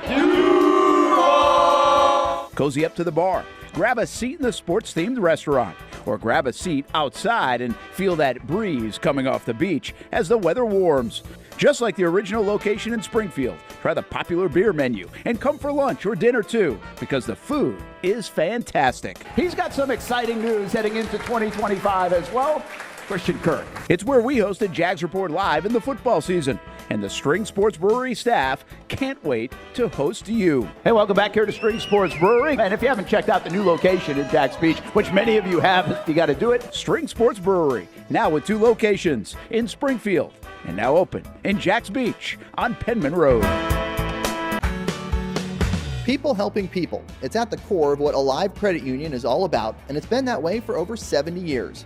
From the start in 1954 to today, the mission remains to inspire financial wellness and give you a financially fit lifestyle. Alive Credit Union and its employees are committed to not only serving their valued members, but also our community here in Northeast Florida. I had a chance to see that commitment firsthand as Alive partnered with our Action Sports Jax 24/7 team to bring you Armada men's and women's soccer broadcasts. Inside the 18, it is a shot, and it's a goal! Chloe Chivers. And that connection to the community continues with Alive Credit Union's support of the Police Athletic League of Jacksonville. Alive Credit Union's commitment to our community also involves serving the financial needs of all first responders through the recent merger partnership with City and Police Federal Credit Union. Join the community and become a member of Alive Credit Union today. Find out the many ways you can be inspired in financial wellness at alivecu.coop. You trust CGC to make your water great, and now you can trust CGC with your plumbing needs as well. Fast, convenient scheduling, licensed and insured. A quick call away at 904-552-1242. You never know when you're going to have an issue with a shower, toilet, or maybe it's a sink that sometimes is easy to fix. All right, let's be honest. I'm not fixing anything. I'm totally staging this because when I have a plumbing problem, I call CGC Water Treatment and Plumbing. Trained professionals, transparent pricing, customer satisfaction. Small problem or even a bigger issue. Right now, you can take 10% off any water heater. The experts with 25 years of experience at CGC Water Treatment and Plumbing can do it all. Call 904-552-1242 or visit cgcwater.com. For a limited time, CGC is waiving the trip charge on all related plumbing calls. CGC Water Treatment and Plumbing, an authorized independent Connecticut dealer. Florida license number CFC 1432579. For the game day hustle and every day in between, juggling my show Jag Social to going under the Friday night lights and a social life, it's a daily tournament. But this ride, MVP status. The all-new 2024 Lincoln Nautilus isn't just my car, it's my personal locker room, office on the go, and VIP lounge on wheels. Let's talk tech. My profile remembers everything from customizing my dash display to setting the ambient lighting and my signature scent. And wireless charging, essential for live tweeting scores. Whether I'm packing for a beach day with friends or heading to the gym, there's space for every passion. After dominating all day, this becomes my recovery zone. The massage feature is like having a personal PT on call. Life's a non-stop game, but with this ride, I'm always on my A game. The 2024 Lincoln Nautilus. Drive your passion. I'm ready to show my hand, ready to take a stand. Wait on a sign above, and I am ready, ready. 'Cause I just live for the game.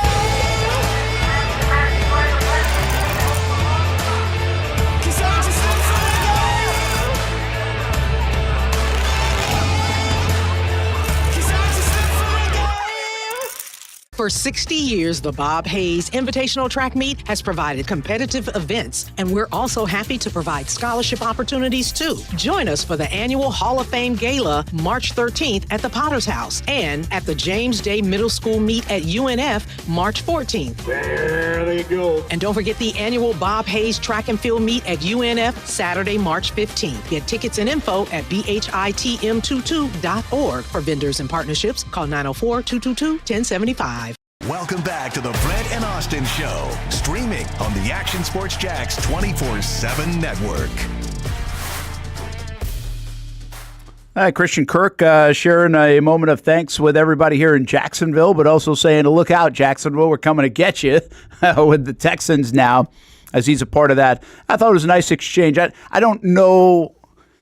I think this is some sign of leadership. I think it kind of said a little bit about their relationship, but Trevor kind of went off and rattled like 3 in a row on Christian and Evan and Morse. And I do think he's like really good at building those bonds with guys, and there's something to be said for that. There was a little bit of Trevor. I think that's a natural thing. Like, you have to have that as a quarterback. I think whatever you hear the noise outside, and there's not any around Jacksonville, but take like an Aaron Rodgers, I think, or Tom Brady over the years, whatever. I think what people sleep on is that they usually are probably really close to a lot of the players on that offensive side. Tom Brady, the more stories, the further he gets away from his career, the more you hear about his relationship with players, even if they were like an undrafted free agent walked in the door type of thing. I always thought that. I think that's really cool because that's the CEO part. It doesn't matter how far you can throw it. You better be able to do that part. And I don't think that's a natural thing for a lot of guys. So that's a hard deal to be able to grow into and figure out. And some are better than others at it. And it's got to be genuine. It can't be forced. And it's a hard thing to get criticized about because people don't really know. But you wonder how many guys don't get it to work right. It's because of that relationship stuff. Now, you still got to do it on the field. I get it. Leadership, relationships, all that kind of stuff.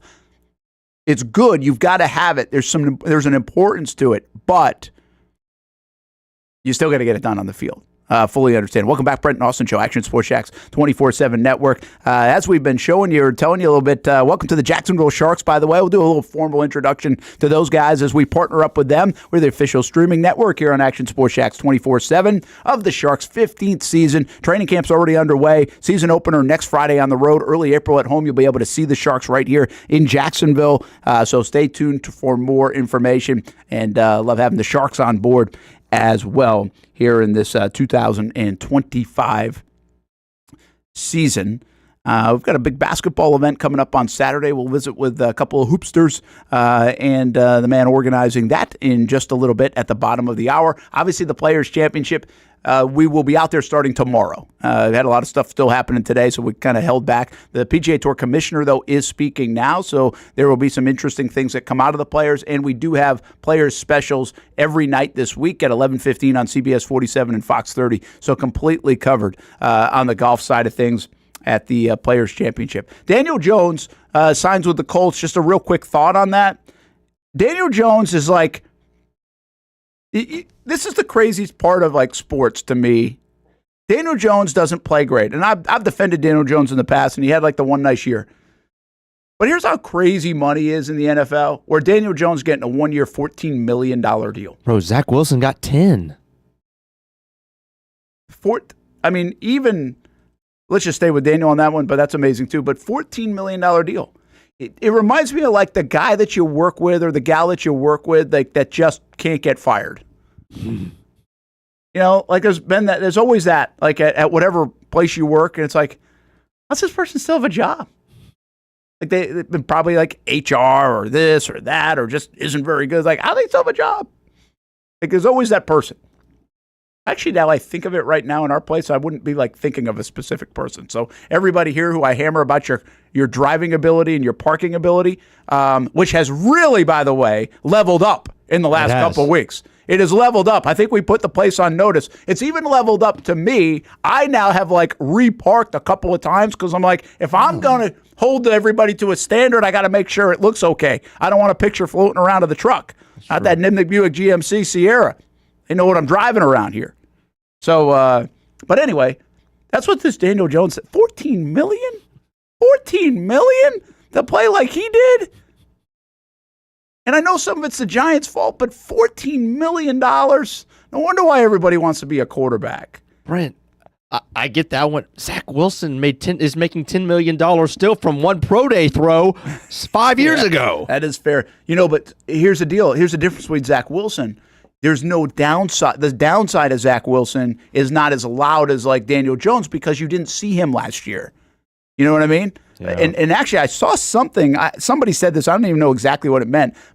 But obviously, Bo Nix played well. Somebody said this is an interesting signing in Miami based on how Zach Wilson was performing in Denver. Like there were a lot of really good reviews, apparently, out of the Broncos camp at what he did and whether it's practices or everything else. Obviously, it's got to be practices, but that like, hey, keep an eye on this one. Well, Tua's getting paid like $50 million. What are we keeping an eye on? Yeah. So anyway, pretty interesting. And obviously, Justin Fields goes to the Jets. Sooner or later, they might have the entire 2021 draft class, or almost. They almost had Trevor. They got Zach Wilson. Now they have Justin Fields. Will they end up with Mac Jones, potentially?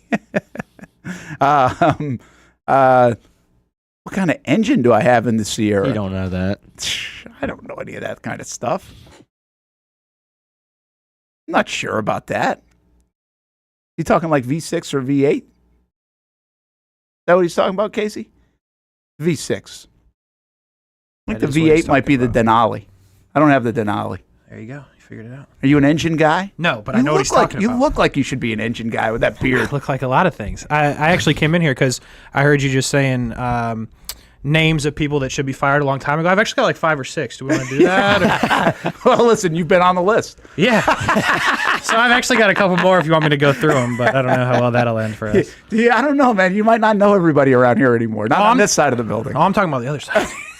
Those are the names I got. I don't know this side. These are great people over here. The other side, I can give you some names. Everybody knows that person, right? How do they still have a gig? Amazing. Hey, I want to get into 2 things. And Casey's going to join us till the end of the show as well.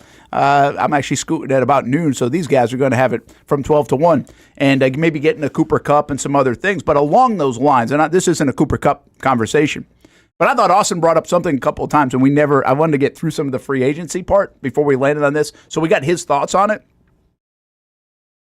Where are we at for Trevor Lawrence here in Jacksonville? Like what? I don't know. Like what you take away Christian Kirk, you take away Evan Ingram. I do think they replaced the offensive line in a somewhat formidable way. We'll see. But they certainly addressed it. So you like that. Is De'Ami Brown enough? No. Hunter Long enough? No. Johnny Munt enough? No. But we still have a draft, right? I mean, does this open the door, Casey, up for a receiver in the early rounds? Yeah, I mean, it opens the door for that. But in terms of Trevor Lawrence, like, you look at all the other dudes that are getting paid $50 million plus, they make all the randoms better. They do. So, unfortunately for Trevor Lawrence, he hasn't been great yet, which is unfortunate in this conversation because Josh Allen made the randoms better, and they just paid him all the money. Patrick Mahomes makes the randoms better. They've paid him all the money. So, Trevor Lawrence, unfortunately, you missed the we're great on the rookie deal part, and now you're at the part where you need to elevate the randoms. That may be unfair, but that's what your paycheck says. So, De'Ami Brown, I would consider a random, unfortunately for him. So you got to make him better. You got to make the tight ends that you just mentioned better. And fair or not, that's what he's got to do at this point. Hamby, what do you think? Where were they at? I think they have to. This is your 2-week-old question, by the way. When you think, are they better? Yeah. Is he better off 2 weeks ago than he is right now? I think he was, just because of connections that he had with Christian Kirk and Evan Ingram. Specifically, I think if De'Ami Brown had been a multi-year kind of contract and had proven a little bit more with his time Commanders, I could see, that was their answer to fill in for Kirk, and they're kind of going to ride with that. They might take a really late round flyer for a receiver, but they're cool with where they are. The fact that he's a 1-year deal means that they're going to draft one, and that whoever they draft is going to replace De'Ami Brown in a year, and They just needed to get some experience in there right away because they were not comfortable enough with right now there with BTJ, Gabe, and a rookie as their top 3 in 2025. Well, let me put it this way. Who would have helped? I mean, who really would have helped? Godwin? Yeah. Right? Josh Palmer. Are we over the moon if Palmer signs a 3-year, $30 million deal here? Are we over the moon? No. Would he have helped? I think so. You think better he helped than more Brown. than I think he De'Ami can move Brown. him around. I think he can do some stuff, stretch the field. So okay. I would have been I did excited see for that this. signing. You're right. I mean, I saw that and I was like, okay, they could have gone that route, right? I bet he's great with Josh Allen. Yeah. So that's fair. We wouldn't have been but pumped with Godwin, like a Mac Hollins. Nah, but that's what I'm saying. Like Godwin and Kupp are the names that were associated, but obviously Godwin's the player. I mean, Kupp is going to land I think the way we were talking weeks ago. He's just not got much left. People aren't going to say, "Hey, you're going to be a difference maker for us." And it's not enough to know the Rams' offense. It doesn't seem like the Jags are crazy interested in Kupp, but Godwin could have certainly been a difference maker. We could sit here and say, "Okay, now he could take the place of Kirk and maybe even be better." Yeah. I mean, there's no doubt about that. Again, Godwin, you have the injury stuff as you have with Cooper Kupp. But again, I like Josh Palmer. I think it could have made some sense. I think he does a lot of the things De'Ami Brown can do in terms of moving around. I just think he's better at it. So, Same thing with the tight end now. There were no big tight ends picked up, right? No. So you weren't. Evan Ingram was the best tight end. You gave away the best tight end. You gave away the best guy. Now, he also hasn't been scooped up yet. And we're talking 24 hours in. So it's not like he had a line out the door, whether that's the physical designation, the dollars, who knows, the fit. He had a visit with Denver, pretty immediate. It's a good fit. So that might be a great fit.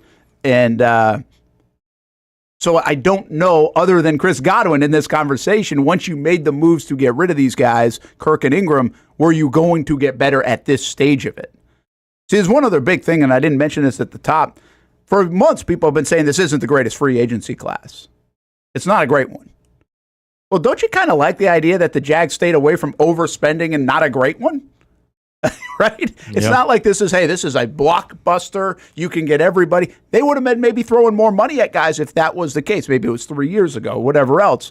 This one has never been looked at as a great free agency class. Now, guys are going to make money because there's a need. It's supply and demand. But it doesn't mean that they're really good. We really feel like the guard play and maybe even the safety play right now, they're overspending around the league to add pieces. And that's where you get in danger. So long story short here is, how do you get Trevor better? I do think they got better on the offensive line. I don't know if they got absolutely better, but I love the fact that they brought in guys that are veteran and know what they're doing, and we don't have unknowns. Like they've played the game, and I don't know how great they are now. Fair enough, but at least they got some Grizzly veteran status to up front. You need grown men up there on that offensive line, and I think they do that. Now it just shifts to the draft. Now it's like they've got to get a receiver, and I think they've got to get a splash receiver. I actually think they're either going Mason. Well, it's a tough one. They going Mason Graham. They going corner. But man, could I see them going Travis Hunter or Ted McMillan here. Yeah, I think all that's reasonable. And that's why this, to me, the free agent thing is so confusing because you didn't fill any of those holes. I still think you need a starting corner. You didn't do that yesterday, and you haven't done that to this point. Cool. You still need a receiver. Haven't done that. And Mason Graham, it's not a hole, but it is at the same time, so you could have had a starter there. So in my mind, you had an opportunity to add guys. Like we mentioned, there's not that many receivers, but there were a couple. You didn't do any of that, and now you're back where you were before free agency started with the draft. You're like, oh, well, they could do this and this and this because they didn't do anything about it. So what did you really What did you really do? You didn't solve any of our riddles. You didn't solve any riddles, No. and I disagree with you in terms of what they did guard play-wise.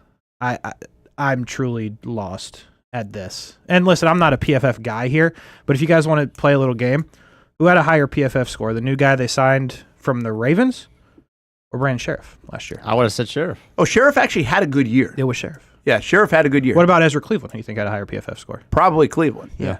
Well, Cleveland's not a bad player here in that mix. What are we doing? Well, You're getting worse. Yeah, but Sheriff, let's be honest here. No, I get it. Sheriff might retire. I get that. I'm not saying that you should run that back again. What I am saying is you're paying significant money for a guy that wasn't very good, according to PFF. Yeah, and I don't know. Now, is that, you said higher. Does that mean Makari wasn't ranked very good? He was 60 not 60th. His PFF score was 60. Okay. Overall. Yeah, listen, I have no idea about how these guys are going to be. I mean, you can definitely be critical. They got a guy that was benched from Tampa. Oh yeah, that's foul. That one is wild. He has the same story as Luke Fortner. Like, he was drafted, he played 2 years, and then they brought in somebody else, and he was benched. Yes. If I gave a Jags fan a fill in the blank and said, who is that? They would say Luke Fortner. That's the same thing for him. Now, did he play better in his first 2 years? Was the guy that they brought in better than a Mitch Morse? It's not, obviously, but he played 2 years. They brought in somebody else. He got benched. He's their version of Luke Fortner, and we just signed him as our starter over Fortner. The center one is shocking. You have to go and just assume Liam Cohen knows, but if he was that good, he would have been on the field for the Bucs, is all I'm saying. Yeah, he would have. I get that. Now, the only thing you have here, again, let's go raise the floor, right? Fortner and this guy, where are their floors? Are you raising that? Are you falling back on Fortner right now if you hold true and don't make a move until the draft? Or are you holding back on this guy who knows the offense, has some familiarity, blah, blah, blah, blah, blah, and might be just better than Fortner? You've raised the floor there, right? I mean, that might be the true definition of raising the floor, because people around here, like Baselli might have said, listen, I know you worked with Fortner at Kentucky, and he can probably play a little bit, but this fan base, like, will go crazy. Like, he might have actually said that in the room. Like, we almost have to change just to change here. And Fortner is almost one of those players where people would have been like, are you kidding? And I think that's a little bit unfair to him. Who knows? He hasn't played now in a year. Has he grown up, matured, got stronger, all those different things? I'm not telling you he has. I'm not trying to be his agent. I'm just saying I think it might have been one of those pieces where, like, hey, can we get somebody else to actually really raise the floor here? And already knowledge of the system and everything else. I think center is going to be a pretty high draft pick. But as we're talking out loud, I also think, well, defensive interior could be a high draft pick. Receiver could be a high draft pick. Corner could be a high draft pick. That's and what they're doing dog. with Jarian Jones is a mystery still. That could fill in the corner spot. If they are comfortable with Jones going outside, now you can kind of take that one off the board of being a super first round, second round impact player guy. Well, then you could go to receiver. And I still think you can get away with not having defensive interior right away. Mason Graham might be the best player on the board to take, but you might really need, along with best player, one of those receivers to help Trevor. Yeah, as currently situated, you do need. Yeah. You need multiple things. That's why I think yesterday's confusing. You can tell me raise the floor. I get that's what they're trying to do. Depth, all that stuff, great. The holes you have, you still have. And it feels like some of the workarounds that you may try to do is just putting tape over a hole. Guess what? If you step on it, you're still falling. Very good. Look at that, a life lesson. How about that? From Casey Kurtz on this one. Yeah, I think they're going to have a lot of mystery in the draft. There's going to be mystery. I like mystery. I guess they do need all that capital because they're going to do something. Well, I feel like they need capital for is really early on. Like that first, second, third round. They've got to hit. And they've got to make some impact players. I think it's worth noting, again, I think we had this conversation last week, where they have not necessarily needed instant impact outside of the first round. They hardly played guys like Bigsby and Brenton Strange and others that were second, third round guys in that first year. They hardly played Mason Smith right away. They didn't play Javon Foster at all. Like the guys that they picked, they didn't even play them other than the first round. I think this one's going to be a little bit of a different story. Right. I think you're going to play that first round guy, of course. You're going to probably have some impact needed out of that second round guy, or it's going to impact the success of your football team right away. They hadn't had that because of all the veterans and free agency and everything else from the last couple of years, running it back from 22 to 23. This is going to be a little bit different. It's going to be different, but in fairness, they were wrong. Well, they were play those guys. Yeah, they originally either that or drafting those guys or drafting them overall, impact, right?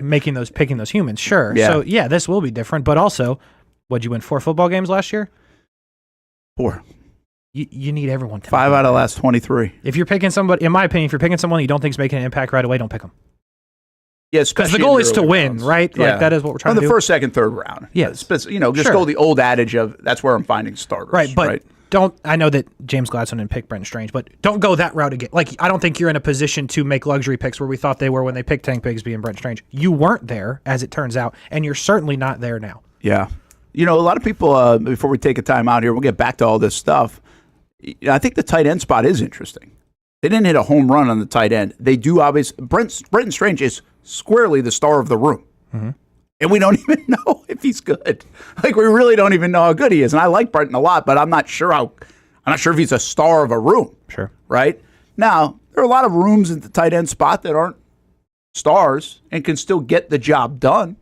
The Rams actually come to mind, right? I mean, they were star-driven on their tight end room, and they seemed productive, right? Higbee and the boys. Yeah, Higbee's a good player. Yeah. I don't know how different he is than a Brenton Strange, is my point. So that might be one, though, that where you start to look we've had a lot of comments today like, hey, it's this year, but really next year where you really say, okay, this is our team. This is the Gladstone, Cohen team, Baselli team, everything else. Well, that tight end room might really indicate that. They might be Band-Aiding this up to be, okay, we can be pretty productive. We can get what we want. We probably aren't going to be stars in that room. We're not going to have one of the best rooms in the league. We maybe address that a little bit more next year, pending free agency or pending more draft capital. But I don't see them with everything that we just said about the draft. I thought Tyler Warren could potentially be in play once they got rid of Ingram. Mm-hmm. I don't really feel like that's the case now, though. I feel like if they drop back from 5, that means they're still going to get like a corner at this moment, or maybe a receiver that they like that could be falling.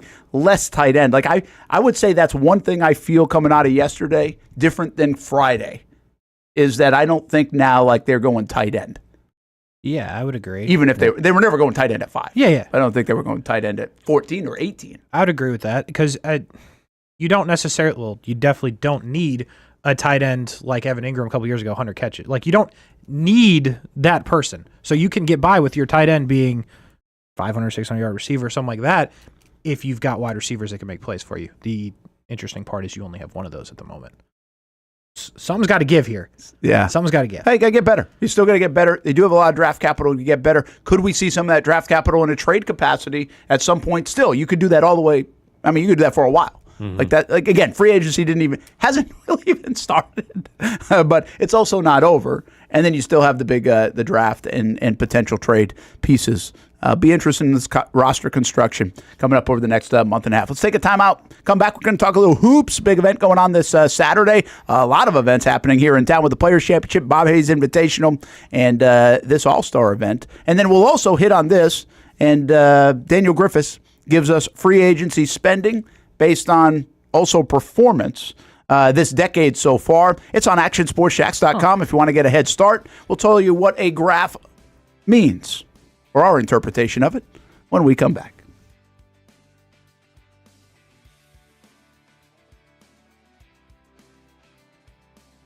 When it's time to get a new car for anyone in your family, just remember, nobody but Nimnick, the #1 Buick GMC dealer in Jacksonville. Get the latest price breaks on 2023 and 2024 models, or the newest 2025 vehicles in the showroom on Phillips Highway, or shop online at nimnickbuickgmc.com 24 hours a day. GMC Sierras, Yukons, and the redesigned Acadias, or get the all-new redesigned line with Buicks. It's nobody but Nimnick, and part of the reason why is this is a first-class buying experience here at Nimnick Buick GMC. You're not just a customer, you're a friend. This is about getting a vehicle that best fits you and getting you on the road, and also helping you and your family down the road.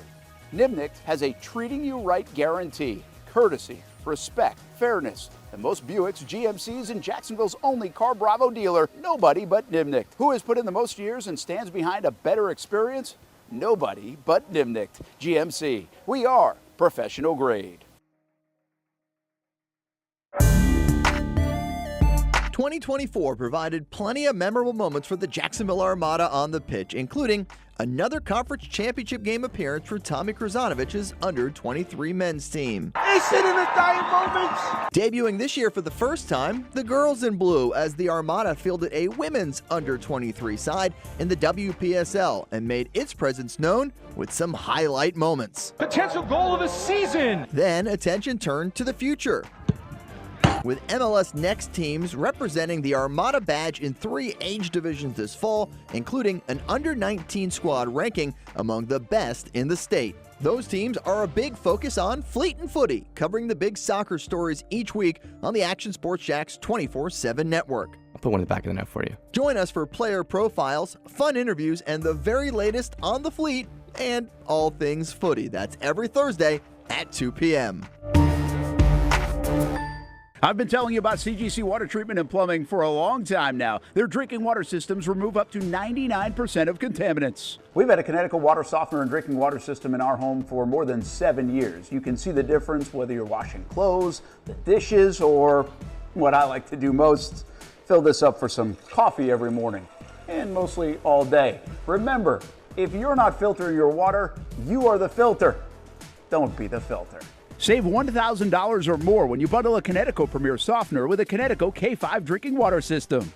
The experts at CGC Water Treatment and Plumbing will test your water for free and determine your water score. Don't know your water score? CGC will find out and recommend the appropriate Connecticut water treatment solutions so you can improve it. Call 904-552-1242 or visit cgcwater.com. Ask about our 90-day love it or leave it guarantee. CGC Water Treatment and Plumbing, an authorized independent Connecticut dealer. Florida license number CFC 1432579. There's a saying in sports.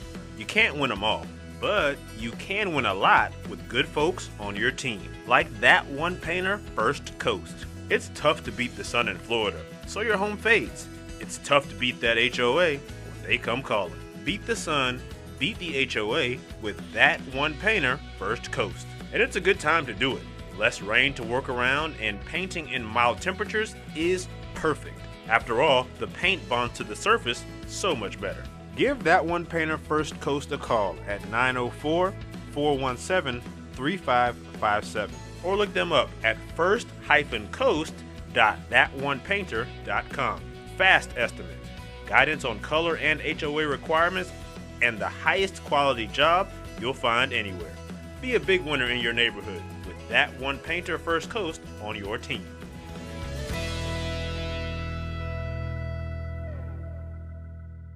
When it comes to trucks, I know exactly what I want.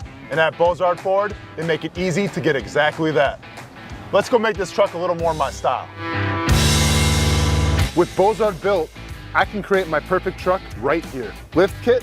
Check. Premium wheels? You bet. Advanced lighting package? Oh yeah. The Bozard team works their magic.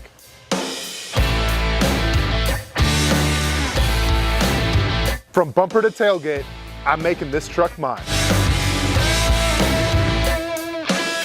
It's everything that I wanted and more. From the field to the gym to weekend adventures. This truck's built for my journey. Bozard Built. Customized for your lifestyle, built to exceed your expectations. Check out the inventory and available options at bozardbuilt.com. Unleash your dream ride. Customized, covered, and Bozard approved. Welcome back to the Brent and Austen Show, streaming on the Action Sports Jax 24/7 network. All right, we're talking some hoops now. Coming in right now, Reps on Reps Hoops is putting on an all-star game coming up on Saturday at FSCJ South Campus. Really a middle school game starting in the afternoon, and then girls basketball, boys basketball, 5 o'clock and I think 7 o'clock doubleheader, and something that's been going on coming out of the pandemic. So this is cool to have Nick Blocker in. He's co-CEO of Reps on Reps, and say hello to Reese Mayer. Fantastic basketball player from Bishop Kenny, and Jahari Simmons from Jackson, just coming off a state championship finals appearance. Fell just short, but he probably hasn't slept still from that, huh? That's when still eating at you or what? Yes, sir, definitely. Well, you played a heck of a game. Obviously, you get to that far. Congrats to the Jackson Tigers. Pretty cool stuff to make it there. We actually saw these guys in the Fortegra Invitational that we played on Action Sports Jax 24/7 network, and that's kind of where it all started, right? You guys had a nice season. Yes, sir. Yeah, nice season, man. I just wish we could have got it. It's the job. Yeah, that's, and Reese, you yourself had a nice season. Bishop Kenny always has a wonderful girls basketball program. Tell us a little bit about your year. We fell short in the regional championship, which kind of sucked, but I think we surprised a lot of people this year. Have a really young team, and we all came together. Awesome. Nick, you guys started this coming out of the pandemic, and we were just talking. Mm-hmm. It's a hard deal now to get these kids to the next level. These guys are going to go play at the next level. Mount St. Mary's in New York for Reese, and still to be determined on Jahari, so stay tuned. He's got his signing day coming up in about 10 days or so. But tell us a little bit about Reps on Reps and why you guys got this rolling.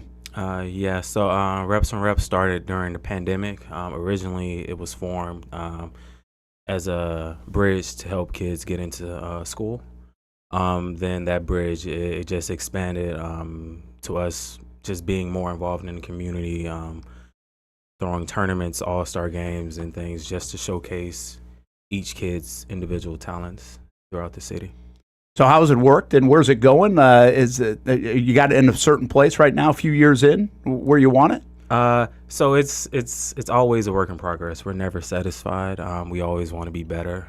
We always critique each other throughout all the processes of everything that we do, and we want to grow it to as big as we as big as we can imagine. And until our imagination stops flowing, that's when it'll stop growing. Well, and by the way, basketball, I always say this, and I even raise my hand and say, hey, we're a little guilty of it. Sorry, guys. That it's such a football crazy world around here in Jacksonville that the season really for us with the Jags and everything doesn't stop until Super Bowl time. Now, the Jags aren't usually in that part of it, but it doesn't really stop until then. That basketball season's almost over by the time we kind of really catch up to it. And unfortunately, we don't probably give the basketball kids enough love through that November, December time frame. Although we were excited about the Fortegra and having that tournament there, and then catch up to it in the postseason. But we got good basketball. There's a lot of good players like these guys in the area, and you guys get to highlight that, which is really cool. Yeah, these kids are a really, really great group of kids here that we have today. Both really good individual players. They both carry themselves well in the classrooms as well. And I'm just excited to see what they do once they make it to college. All right, Jahari, what's going to go into the decision? You got some JUCOs you're looking at. Sounds like, should I tell? I mean, can I say the schools that you mentioned? I think you mentioned like Fisher and Florida Southern. So you got some different options there. What are you deciding on? What's going to be a good fit for you at the next level? Just going around going around needed, not wanted, because a lot of people, they go to where they want to go instead of going where they're needed, and I just feel like I don't want to make that same mistake. So I'm just taking my time, letting after the season, let it play out a little more. And Reese, why'd you pick Mount St. Mary? I'm from New Jersey up there. Okay. And I visited in the summer, and I really liked it, and I really liked the coach. There you go. Were you familiar with that school, or did I wasn't? We reached out to them, and they watched a few of our games, so I figured out who they were. That's a good deal. I'm assuming you guys play on the AAU circuit, travel circuit, right? I mean, so you guys get exposed to a ton of different ball, and which is really cool. Jahari, how good is hoops around here when you're playing the UCs and the Providences and some of the top teams in the area? It's fun, because I like seeing the student sections. They all come out. They know Jackson would probably want to beat us a lot. So it's really fun, going to the away games or them coming to us. Just the energy in the gym and energy in the players and just having fun. You're right about that too, man. I went to a couple of your games this year, packed gym. It's fun playing with that kind of atmosphere, right? Yes, sir. Yeah, most definitely. Yeah, I love the home games. We got the student section. You have the band in there. Yeah, it's just definitely fun. Reese, you guys got yourself a pretty good following over there at BK too. Hopefully you don't hear too many inappropriate things coming out of some of those student sections. No, we don't. But we do have a pretty good following. We don't have a big student section like most boys teams, but we do have a lot of the younger kids come, the younger girls, and it's cool to see that. Yeah, how would you say the competition is here in Jacksonville on the girls' side of things compared to, again, when you go in the travel world, you're going to get the collection of everybody outside the city limits, but how do you feel like night in, night out it is here in Jacksonville? Oh, for sure, there's a lot of competition. I mean, we didn't play Providence this year, and they're really good. We played Bulls this year. They're really good. I know some of the other teams around here. I can't. NFEI, I know. We didn't play them, but there's definitely a lot of good competition. Nick, what goes on Saturday then for folks to come out, right, and check out these guys and this all-star team? I'm assuming it's pretty low-key and a lot of fun. Yeah, so it kicks off at 1:30 with middle school, and then the high school games start first with the girls at 5 o'clock.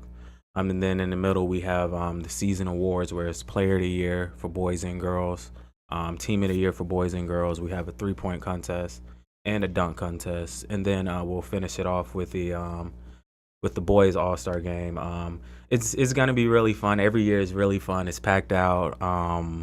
it's the best of the best athletes here in Northeast Florida, and it's the best atmosphere you can get. Reese, I have a feeling you and I are probably playing the three-point shooting contest. Jahari can knock down some triples, too. I'm not sure. Are you playing in the three-point shooting contest, the dunk contest? What you got? No, I'm just playing in the game. Just playing in the game. Is there a best dunker in the city, by the way? I honestly don't know. It's a couple athletic dudes that can dunk. I honestly don't know who's going to win. Yeah, so we could have a pretty good show there. It should be a pretty good show. I believe so.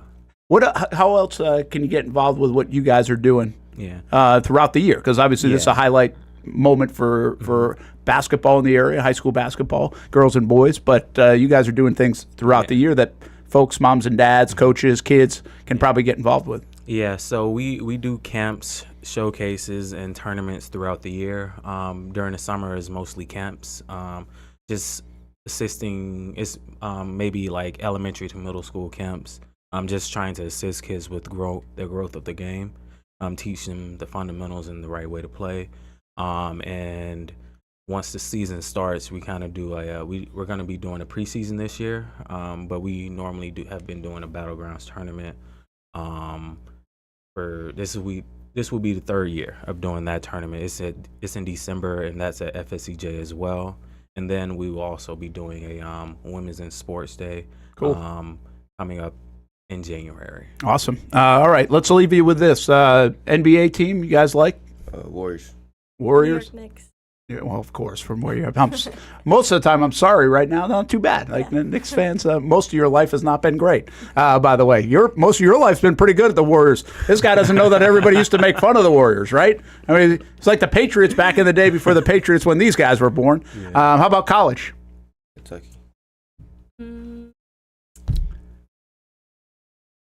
Oh, you're not like a true Gator or Knoll really, or anything like that, huh? Of course, because you're from up there. When did you move down? I moved when I was like 1 year old. We went to Georgia first. Okay. So you're a Floridian really, but your family's from up there. Yeah. You can jump onto St. John's right now. I mean, they're really good. Yeah. So that might be not a bad way to go. If you want to catch on to that. And I will ask you about this. Are you like a huge Caitlin Clark fan?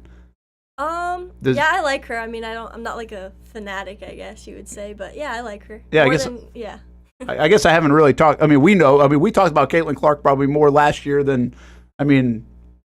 almost anybody, it felt like. And we don't talk women's basketball a lot or even basketball a lot on the show, but I think you're the first person I've actually seen that plays basketball that I've had a chance to ask about the impact of like a Caitlin Clark on the game. I got to believe like at practices you were talking about Caitlin Clark at some point last year, right? Sure, yeah. Which is pretty cool. All right, Reese Mayer, Jahari Simmons, Nick Blocker, good luck on Saturday. Good luck with that decision. We'll keep following you. Yes, sir. And good luck at the next level. Thank you. All right, let's take a break. Come back, Brent and Austen Show here on the Action Sports Jacks 24/7 Network. You can check this out, FSCJ, all day basically on Saturday afternoon, and they're having some fun over there on the FSCJ campus. That's on the South Campus, by the way. That's where the basketball arena is, where we actually had the Fortegra Invitational back in December. We're still showing highlights, Jahari, of you playing in that tournament on the Action Sports Jacks 24/7 Network. It's at like 1 or 2 in the morning we're showing replays, though, so you got to be up late if you want to still catch that one from back in December. We'll be right back. If you don't see a pit, it ain't legit. When you hear that, you think Bono's Pit Barbecue, a staple in Northeast Florida now for 75 years. A place that feels like home with friendly service, a meeting place for friends, family, or business occasions. On the menu, the corn nuggets are a favorite in our house, but there's something for everyone. Sandwiches, platters, salads, sides, desserts, and family feasts. You see Bono's all over the place in Northeast Florida. You know, there are almost 20 locations in the Jacksonville area now, so stop on by, sit down, and dine in with Bono's. You can also take it to go. There are drive-thrus in many of the locations, and they have delivery options too. Just download the Bono's app to make things easy. I signed up for the loyalty program, and you can too, to get special offers. If Jacksonville is home, few things feel more Jacksonville than Bono's Pit Barbecue. Celebrate 75 years and many more to come. Bono's Pit Barbecue. If you don't see a pit, it ain't legit.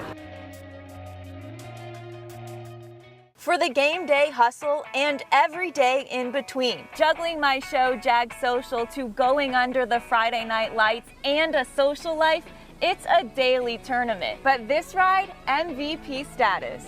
The all-new 2024 Lincoln Nautilus isn't just my car, it's my personal locker room, office on the go, and VIP lounge on wheels. Let's talk tech. My profile remembers everything from customizing my dash display to setting the ambient lighting and my signature scent. And wireless charging, essential for live tweeting scores. Whether I'm packing for a beach day with friends or heading to the gym, there's space for every passion. After dominating all day, this becomes my recovery zone. The massage feature is like having a personal PT on call. Life's a non-stop game, but with this ride, I'm always on my A game.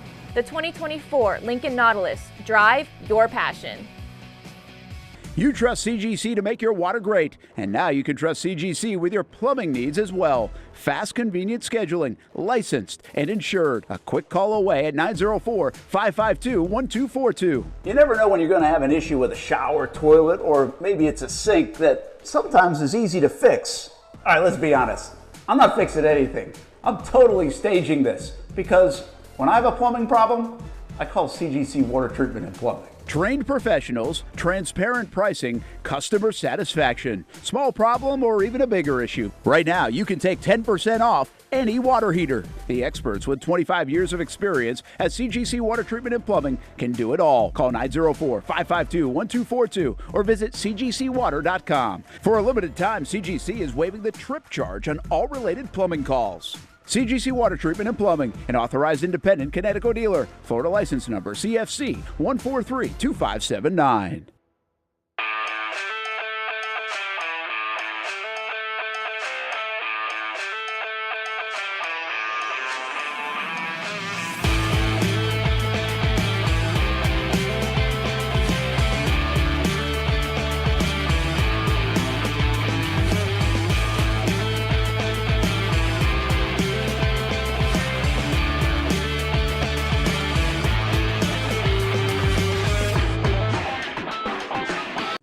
Action Sports Jacks is the biggest brand in Jacksonville, and we're excited to add another partnership for this team's biggest season yet.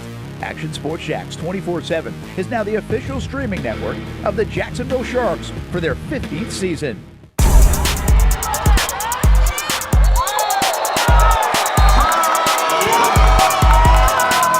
The Jacksonville Sharks are your champions. It's the place we party in football season with Jaguars All Access. Welcome to Spring Sports Brewery, everybody. Say hello to our guest tonight. That is Trevor Lawrence. You can bring your party or event to Spring Sports Brewery in Springfield any day and any time. Rehearsal dinners, corporate events, birthdays. Here at Strings, you can enjoy the inside area and the outside area. Good for any weather, good for any occasion. Watch the games, play the games, shoot some hoops. Beer? Yeah, they have that. Plenty of choices. And sure, this is a brewery, but Strings is also a restaurant, and the food is fantastic. A full menu made from scratch meals. And if you need String Sports Brewery to help with a party at your place, they cater too.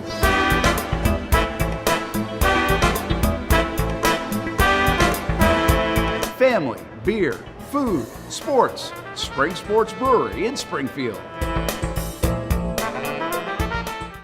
Welcome back to the Brent and Austen Show, streaming on the Action Sports Jacks 24/7 network.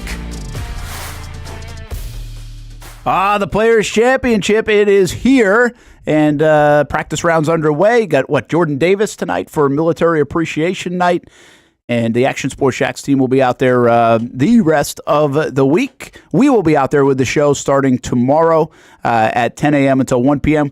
We're near the 9th green, and there's like a concession area where they put some of the stations in tents, but it's like accessible. So if you want to stop on by, say hello.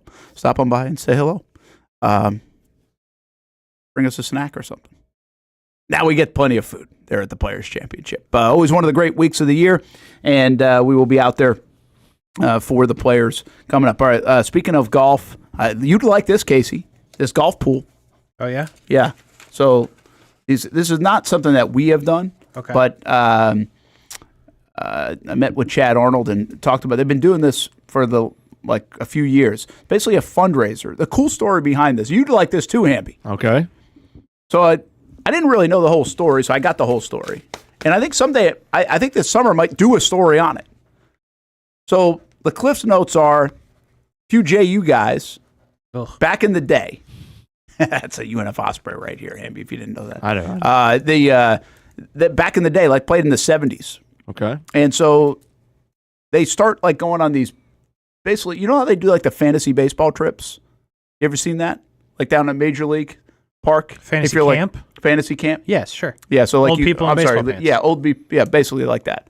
Well, these guys aren't doing that, but they want to get together like once a year and play ball. Okay. And so as they get older. Okay. And so they do that. They get this collection of people together, but they also go to different venues to play, and they raise money for, not them playing, they pay for that part, but they raise money for a charity that represents like wherever they're playing. So I'll give you an instance. Like last year was Savannah Bananas. And so they played their little like weekend getaway thing. They played a couple of games at the Savannah Bananas field, and they raised money for the Savannah Bananas charity fundraiser. Raised like $80,000. Well, part of that is this little part of where they raise some of the dollars are through this like this golf pool thing that they do for the major championships and the players.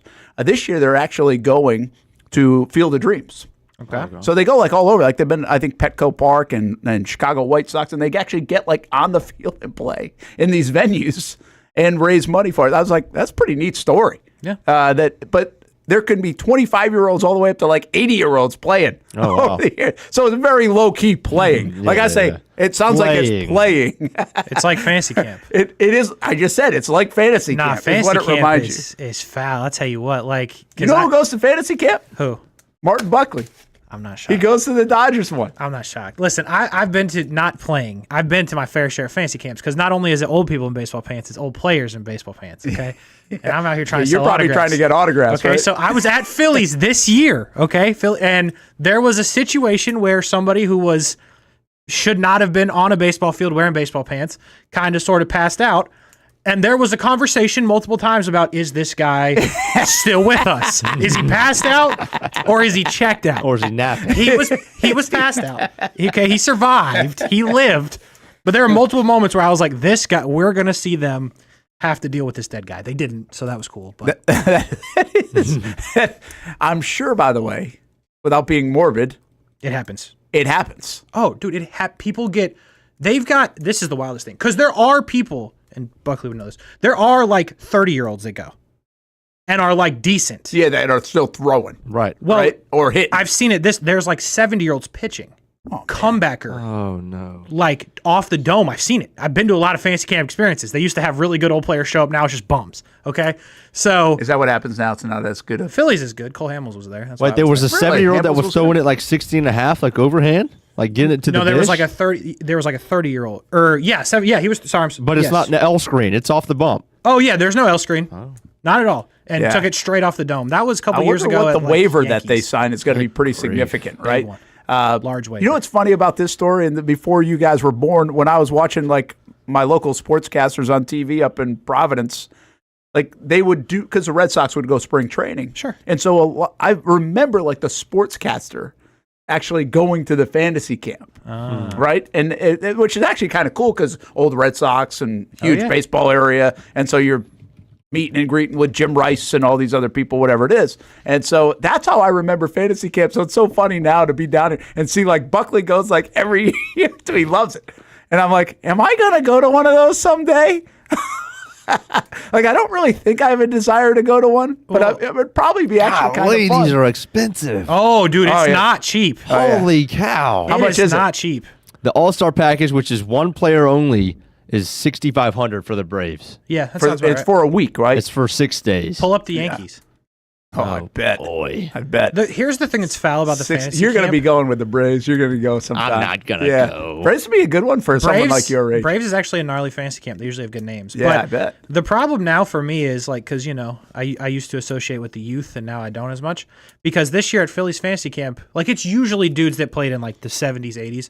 And this year it was like Cole Hamels and Chase Utley. And I was like, well, damn, how are these legends? I just watched these guys play when I was a kid. Yeah, yeah. And it was one of those times where I'm like, damn, I'm getting older. Cole Hamels just like retired. Cole Hamels just was playing. And now he's a Phillies legend. I'm like, damn. So anyway, that's the backstory of this, which I think is cool. I thought it was a cool backstory, and I think it's kind of neat that whole organization kind of started with a few JU guys locally, and might do more of that on the TV side in the summer. I just think it could make for a cool story. But progolfpool.com, and now I've been told, though, I think you can go there and check it out, and this will be a fundraiser. Again, this isn't a fundraiser for these guys' trip. I want to make sure that's clear. It's a fundraiser for the organization that they're supporting. And this year, actually, they've chosen to support two different fundraisers, Project Savior Outdoors. So you can go to Project Savior's Outdoors, SaviorOutdoors.org, and then 5buckets.org. And there are two different charities. One helps with military folks that have served, and another is a financial literacy program for kids. So 5buckets.org, ProjectSaviorOutdoors.org. And I've been told, and I'll put this in the chat, that the best way, you can go check it out at that progolfpool.com. But if you really want to get in, you're going to have to send Chad an email. So I will put that in the chat so you can find it. I think if I tell you it's cmullet.inc@gmail.com. cmullet, MULLET.INC@gmail.com is the best way to get involved with the pool. You got to do it by tomorrow, though, because it's 4 majors, Players Championship, really minimal entry for all that. And a lot of the proceeds go to helping raise. They've raised over $2 million since 1991, so pretty cool. I'm in. I'm gonna send an email. I was gonna say it's just perfect for you. It's perfect. I'm in. It's funny. I was talking to Chad. I was like, I don't know if I can push a pool a little bit, but I'll push the charity part. It's like, who cares these days? 15 years ago, March Madness bracket, you had to quietly do something. Oh, no. It's true. Loud and proud. Yeah, you say that's true, Hamby. Do you even remember? You wouldn't even know that, would you? You were in school, your teachers were probably doing a pool, and it's like, hey, we would get a warning. I felt like we did. We would get a warning, I remember, at one point, depending on what company I was with at the time. Hey, remember, you can't do, something pools, company pools or whatever. Okay, but everybody's doing them. Yeah. Sooner or later, they just said, it doesn't matter anymore. We're not policing this anymore. Sure. Hey, let me get y'all's thoughts on something that we've seen. Speaking of something that we've seen in years past that we're not seeing anymore. Somebody on Twitter put, this is Jason_OTC, says he's an NFL salary cap and contract expert. Oh, good. He says, I remember when free agency was loaded with 5-year contracts. So far this year, just one. Only 6 contracts that run 4 years that we have listed. Almost everything now is 3, big change in approach from the NFL. No more 4 or 5 year deals. Everybody's getting 3. Everybody's getting 2 or 3. Less liability from the organizations and more money, I guess. Yeah, that's, there's two folds on that, I think. One is the risky business of the NFL. Teams are less willing. So, hey, we'll give you more money. Boy, this is going to keep going up, but we don't want the risk of getting stuck for 4 years and resetting our organization back. It used to be the deal, hey, if you even quarterbacks, right? If you do that quarterback thing, even as a draft, you set your organization back. I think there's far less set your organization back because of the amount of cap space and cap flexibility to be able to restructure, do other things. And most contracts, even then, were about 2-year deals. Well, even now, they're still about 2-year deals. That's when you got to, that's why the Gabe Davis one made no sense to get away from. It's more, hey, let's take your chance and see if you can get more out of it type of situation. But I think you're right on that. The other thing is the player agent side, I believe, wants to be up for a new contract every 3 years because the money keeps going up. So instead of having the situation where it's let's take Josh Hines-Allen, for example. He's making $28 million. He ended up winning that deal big time. But if he had got signed after 3 years and he makes 18, 19, 20 million, by the time you reach right now and Myles Garrett's getting 40 million, he's like, hey, we got to talk. So you avoid those situations if you make lower deals, I think, or less deals at 3 years, because basically you're on your 3rd year, you're going into your contract year, so you can start negotiating then, or you can take your chances and go elsewhere. Especially if you're in the 25, 26, 27 category, because now you can get a 3rd contract. You get your rookie deal, you get your 2nd deal, and then you get that 3rd deal, which is Guys like Calais Campbell, Eric Armstead, those are examples. Well, Calais is on it's 6 deal. But I'm talking like long-term mega deal. If you can get 3 of those in your contract life, I think we started to see this shift when we were talking about Yannick Ngakoue up on the radio side. When that stuff was going on, part of the deal there, and I can't remember if it was the Jan side or the Jag side, is they wanted I think it was the Jan side, wanted a 3-year deal because he was 25, so they wanted to get him to free agency again at like 28 or 29 years old. So it makes sense for the player. Yeah, and I just think why give out the 5-year deals? No one's playing 5 years on any team. That doesn't happen anymore. Yeah. Like, you're not seeing year 5 of a 5-year deal. You're not seeing year 3 of a 3-year deal at this point in the NFL. The guys are getting cut. Yeah. So what's the point of handing out the deal? We know we're not going to get there. Might as well just give them 2-year deal, 3-year deal, and we'll move on. It might be simply that. It might be like they've just said, we're not going to mess around with this. This is just fluff, right? These are just years. Even like rookie deals we're seeing, like they're supposed to be there for somewhat of a long term. And look at a bunch of the guys that signed yesterday. Like Javon Holland's barely been in the league. Andre Sisco's barely been in the league. I couldn't believe Holland was 25, just 25. Yeah, that's De'Ami Brown too. He's actually 25. It's amazing how young. He's the second youngest free agent wide receiver that I've found that I've heard of. Everybody else, like Palmer, was a little bit older by a few months. There was only one more, and it was Rondale Moore was the only 24-year-old. Rondale Moore still plays, huh? He still plays. Good for him. He get signed? Not yet. Okay, so he might not still play. Well, yeah. But that's good for Rondale. Hey, what? I'm going to leave you guys with this, and you guys are going to take the rest of the show here. But what's the as you look at them now, and we've talked about all the different things they did, and kind of identified every position. What is the biggest hole, really, the Jags have? What is it? Where do they need to hit the home run the most to impact the football team?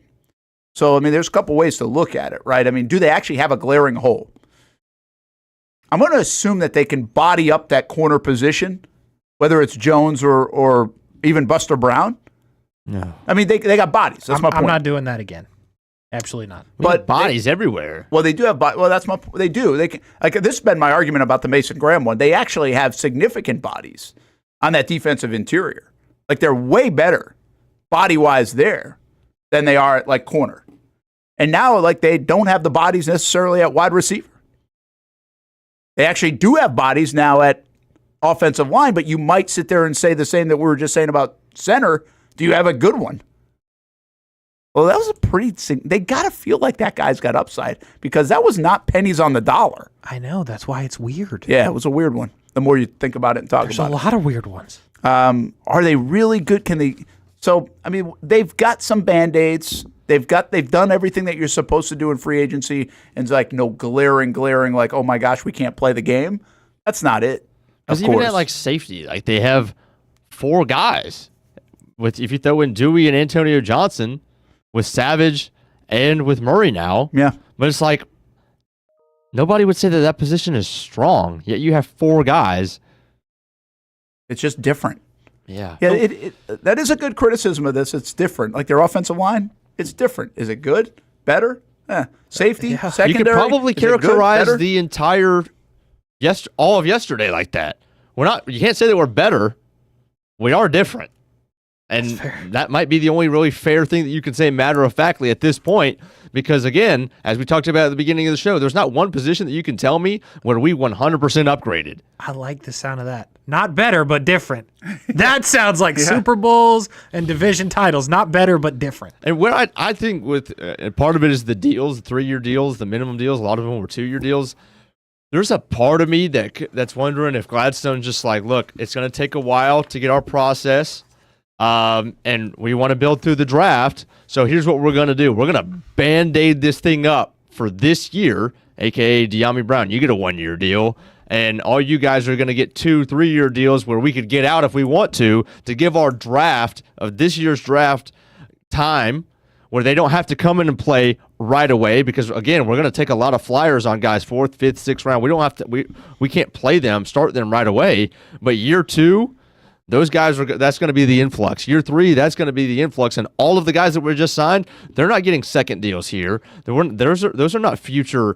There's no future with those. Those are Band-Aids so that we can have availability in this year's draft. We're not pigeonholed to one position. We can really take best player available and do our intangibly rich stuff.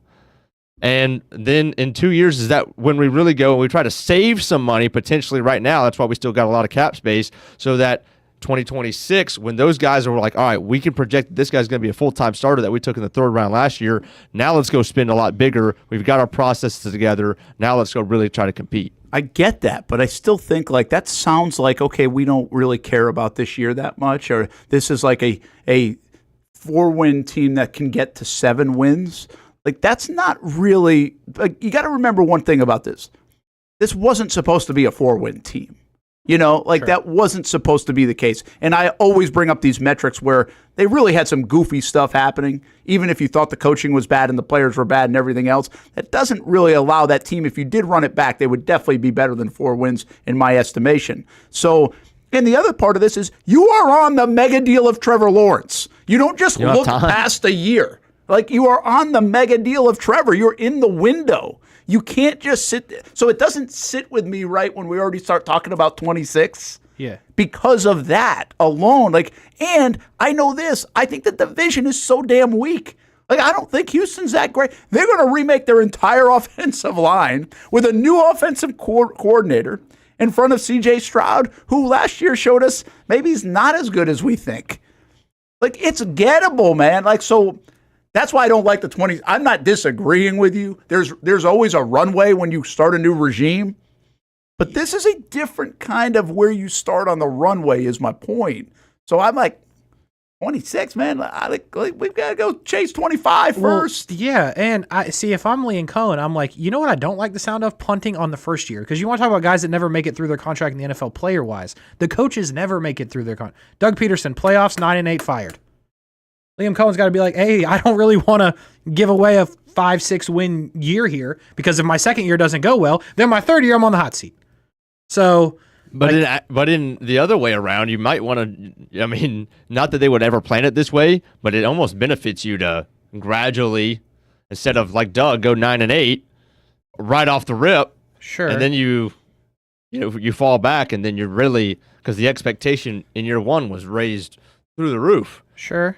But not the way it was. Again, they would never think that way. No. But it's like, well, I mean, if we win 7 and then we win 10. I said that a lot. They'd arrived early. Yeah. They arrived way too soon because of that season. Mm-hmm. But then they didn't finish the job in year 2. To the point you just made also, when you talked about them last year, how they shouldn't have been a 4-win team in the offseason.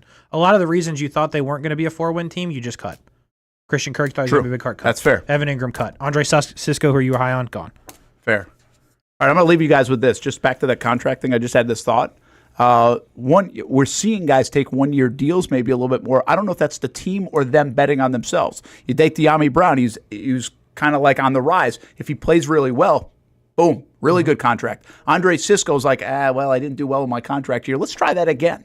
1 year, $10 million deal. Is that the team or is that him? And the reason why I say it might be him and the agent and the player, because they're 24, 25 years old. Evan Ingram did that when he first got to Jacksonville, and look what happened for him. Mm-hmm. It really worked out. So I wonder on the contract stuff if guys are betting on themselves or the team is like, okay, we're only going to bet this much.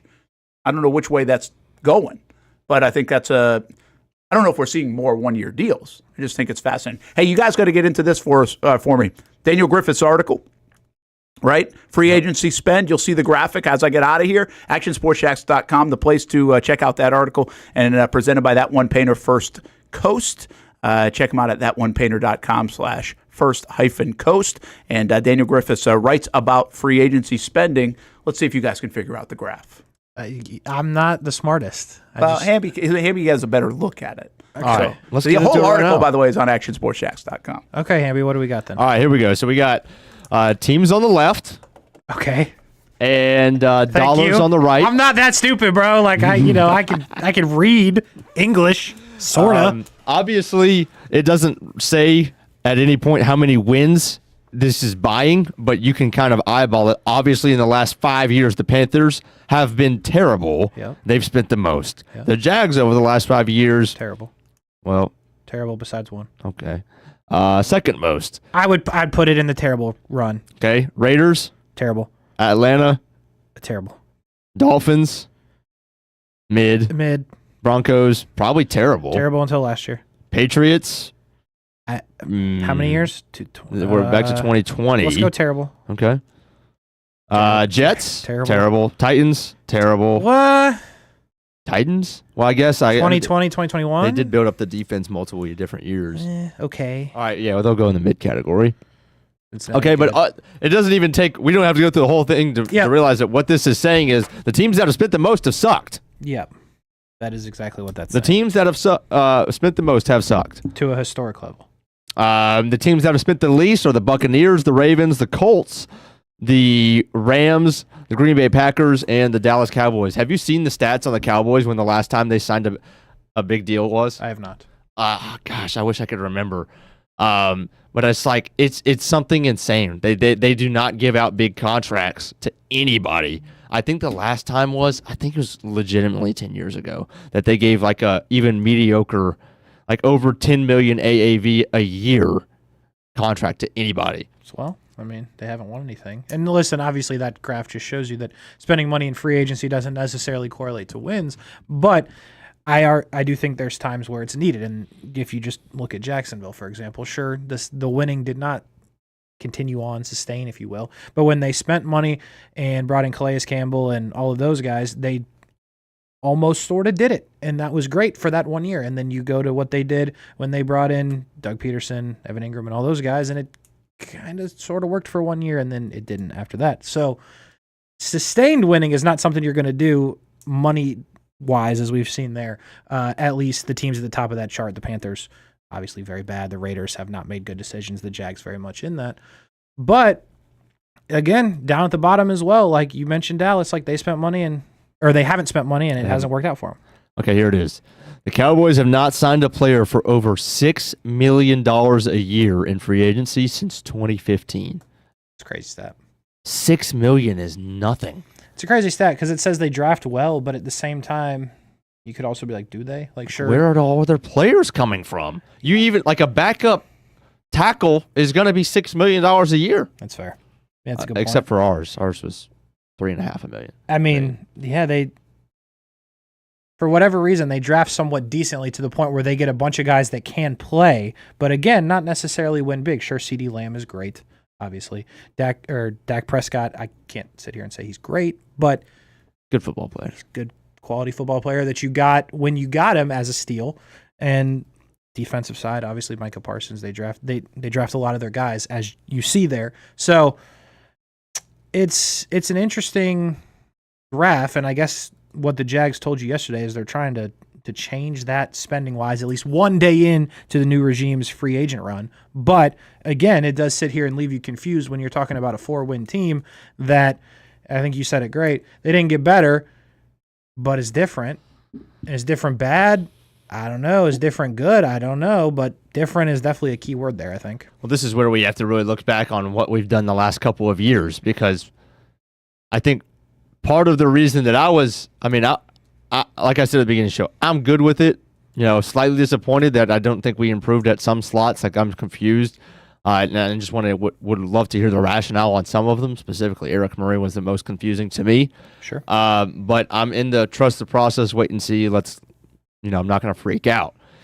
The reason why I'm even there and why, so many are even more shocked is because, well, the last couple of years, as this graph points out, we've spent the second most. And that doesn't this spending doesn't include the extensions. It doesn't include Trevor Lawrence. It doesn't include Josh Hines Allen. It doesn't include Tyson. This is just free agents. Shad has opened up the checkbook time and time over again, and it hasn't worked. So truthfully, anything relative to that was going to be less. Like, you couldn't really spend any more. We spent the second most. So anything that a new GM was going to come in here and do was going to be significantly less. So I guess we have to remind ourselves of that when trying to be like, wow, Gladstone, open up the checkbook. You just cleared $60 million in space. Why aren't you using it? Well, it might not even really matter that it's Gladstone. It might be if anybody but Balky would have said, hey, y'all are spending too much. We've got to keep the main thing the main thing. The main thing is the draft. That's how you win Super Bowls. That's what the Chiefs do. That's what the Eagles do. That's what all of these winning teams in the top, in the bottom 10 of spending have done. They're in the playoffs. So I guess that would be a good reminder for anything would have been a reduction in spending and a reduction of chasing the big name relative to how Balky decided to build his rosters. That's fair. And when your job's on the line, you're going to do anything you can to keep your job correlating with spending money. So I think you're right on there. And yeah, it's just definitely a different philosophy that the Jags are going to go with now. But again, one thing that remains the same in Jacksonville is you're still somewhere between 0 and 4-win team. And you got to figure out how to make that happen. And you mentioned the draft. That's what they're going to do. Brent said it a couple minutes ago. We'll get back to it. Where do you think their biggest hole is that they need to address early in the draft? He mentioned wide receiver. He mentioned defensive interior. He mentioned corner. I know my answer. I've had this answer for years, but and it could be different than that. But what would you say? Yeah, hole is an interesting one because hole doesn't mean most important need. I think those are two different things. Yes, I agree with that. So, in my opinion, the most important need is still defensive interior. Okay. I mean, we were going to talk a lot of drafts, so I hate to repeat myself, but I've been on Mason Graham since mid-year of college football season. Mm-hmm. And I don't think I'm going to waver. Maybe I thought I would. If we go sign Milton Williams, which I never, we were never linked to. That was never a thing. But obviously that would have changed. Sure. But I still think I look at the best teams in the NFL, the Eagles, obviously being the poster child of this. They have, it seems like 10 different defensive linemen they can run out there at any time, and they're going to do the job, right? Where, there's not a whole lot of defensive linemen other than, your top 10 edge guys that are playing more than 80% of the snaps. Josh Allen doesn't play 80%. Trayvon Walker doesn't play 80%. Defensive tackles certainly don't play 80%. They're more about 55, 60%. So what about when we go run everybody else out there? That's when you're getting the Jeremiah Ledbetters out there who, not trying to pick on them, but that's not – there's upgrades, sure. Obviously. It's the guy that did the backflip, right? He is the guy that did the backflip. I think that might have been his only sack. And he did kind of show up at times. It seemed like his name was getting called a lot at the end of the year, but there was also times he was getting walked back on run plays to the first down marker on 1st and 10. Your point is valid. So again, that's, I think, most important need, but it's not the biggest hole because you do have bodies there. Devon Hamilton, Mason Smith, Eric Armstead. You got guys there. Secondary, you got guys there. You have bodies to fill the spot. That's still a need. Gosh, man, I feel like this is kind of the characterization of the whole roster. Yeah, I don't know. I feel like you're probably going to convince me whichever way you go. Well, I guess I'll try. I've been on this for years. I don't think it's rocket science. You got to score points. I get it, but you got to be able to cover often, and it feels like for a lot here in Jacksonville, since it was Jalen Ramsey, AJ Boye, that was good for a little bit. Mm-hmm. And then Darius Williams, Tyson Campbell was good for like a year.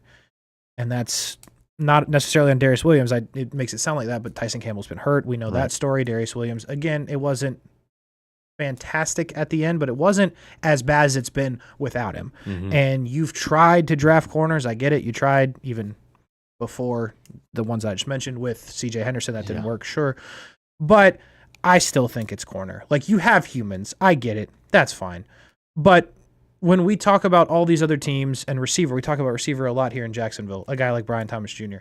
And although it may be somewhat impossible to fully cover him, you need humans that give you a chance to cover him, and other teams have that. And I feel like the Jags continue to not have that guy at the other side in the cornerback position. What totally screws this up is Tyson Campbell does not play a lot. That's the reality of the situation. He makes a lot of money. He's good when he plays, but he does not play a lot. So if you only have one good corner and he does not play a lot, that means you have two bad corners that are playing after that. Mm-hmm. And that's the part that I can't get over. So in an ideal world, if you had Tyson Campbell, does it make that other position at least you can do something with the humans you have? Yes. But you can't count on Tyson Campbell to be out there. That's the reality. So I think you desperately need another guy. I think that is a hole. And you can have bodies. You can have humans. You talk about Jarian Jones, put him outside. I don't love the sound of that. I think you just go and get that human. that you know, or at least you believe to know, will be good in the NFL, that you can draft highly in this year's draft, put him there, hope Tyson Campbell's healthy, and then feel good about what you've got there. Because as you talked about a couple minutes ago, you don't really know where you're at safety. Yeah. Again, you got humans. You don't know if they're any good. And you just brought in a corner that you think is going to be good on the inside. Get one that you think is going to be good on the outside. Hope Tyson Campbell's going to be healthy. And I think you're in a good spot there. So now this is not new for me, though. This is like 3 years in a row that I've wanted them to draft that guy at corner. They haven't done it. So I'm still here on that hill. And I'm committed to dying on it. It's fine. I just think that's what they should do. Yeah, you'll probably still end up being on that to some extent. I agree. Look, yeah, I mean, obviously when we signed Jordan Lewis, everybody, the topic of conversation is what does that mean for Jerry and Jones? And we mentioned at the top of the show, it's like you either love them and are going to put them outside and say, hey, you have that side of the field and we're confident in trotting you out there week in and week out. Or they're like, no, we had to replace you with Jordan Lewis. You can run out there in our dime packages, and you can be Tyson Campbell's backup. But there's not really any in between. There's not. Unless he's going to play safety. Which, again, you have 4 guys there on the roster who, are names at the very least. They're not prospects at this point. Sure. And the more, we talk about it, I think, again, you did kind of convince it. Like, Jerry, being able to put Jerry and Jones out there as the backup when Tyson Campbell is hurt, that's appealing to me. Sure. I can get behind that. Being able to trot Jerry and Jones out there to fill a gap in the dime spot or in the nickel every once in a while when Jordan Lewis needs to play off, so you don't have to trot who knows who out there. You just have a lot more depth at that spot where hypothetically, if you go take a Will Johnson in the first round, you trade back to 13, and you take a Will Johnson corner all of the sudden with a healthy Tyson Campbell, you're a healthy Tyson Campbell away from looking at that's one of the strengths of your roster. Because from the top to bottom, Buster Brown becomes your 5th guy. Yeah. Like, 5th guy, yeah. All right, I'm cool with that. Jerrion's my 4th. If Tyson's hurt, we slide Jerrion in there, and at least, one side of the field is locked down because we got Jordan Lewis and our Will Johnson, our first-round corner. If we need to shade a little bit and help out and shadow to help Jerrion as he gets up to speed because he hasn't played outside at all, then I'm good. Sure. But just saying, hey, Jerrion, you got that side of the field right now, I would have a hard time buying into that's what Gladstone and them are thinking. And I go back to how could they be thinking that? Because they haven't seen it. Right. And it feels like that would be a unbelievably bold decision to make less than 3 weeks into your job. Yeah. To bank everything on that. Right. So that's why I lean the other way with that. But to what you were just saying, again, in Jacksonville, you got to consider the fact that outside corner 3 on the depth chart is really a starter because you can't bank on Tyson Campbell being there. I'm sorry, it is what it is. Yeah. So that position becomes kind of like a starter in my mind because you're going to get there. One way or another, you're going to get there. And that's why I like what you say and what I think they should do in terms of drafting a corner. If Buster Brown is 5, I feel good about that. Yeah. Last year at times, Buster Brown was 1. I don't feel good about that. Okay? So I think that's something that you have to address because if you are going to score points, if Liam Cohen's going to bring points and Brian Thomas Jr. is going to be that guy and you're going to run the ball, Trevor Lawrence can be great, that is fine. But if 2 steps off the line of scrimmage, your corner is beat, you're going to lose a lot of games because there's a lot of athletes, not only in the division, but in the league. Devontae Adams, you lost to the Jets because you couldn't do it. Point blank. And I get there's some of that on safety, some of that on linebacker. I get it, but the point is you still couldn't cover. And you haven't been able to cover for a while. And I think that's a huge, massive hole that they have to figure out. Man, all right. Man, if we trade back, here's where I'm at right now. If I was a GM, if we're going to trade back, it's got to be on the outside, whether receiver or corner. Sure. If we stay, I don't want it to be either of those positions. I feel like you're not going to lose anything by going back. And that might be obvious to some, but I wish I could see what the offers are. If there's one thing I could know in the draft process, it would be what the offers are for us to trade back. If I could know that in advance right now. What will it look like if we were offered somewhere in the middle teens? What would the board look like? Mhm. If I could have a crystal ball, that's what I would want to know. When we come back, free agency's not over. We might think it's over because they signed 9 guys, which is a hell of a lot of guys on one day. A lot of dudes. Considering most teams signed 3 or 4. But look, we still got a lot of players still out there. Anybody that you like, anybody that you'd really like them to see bring in, we'll get to that.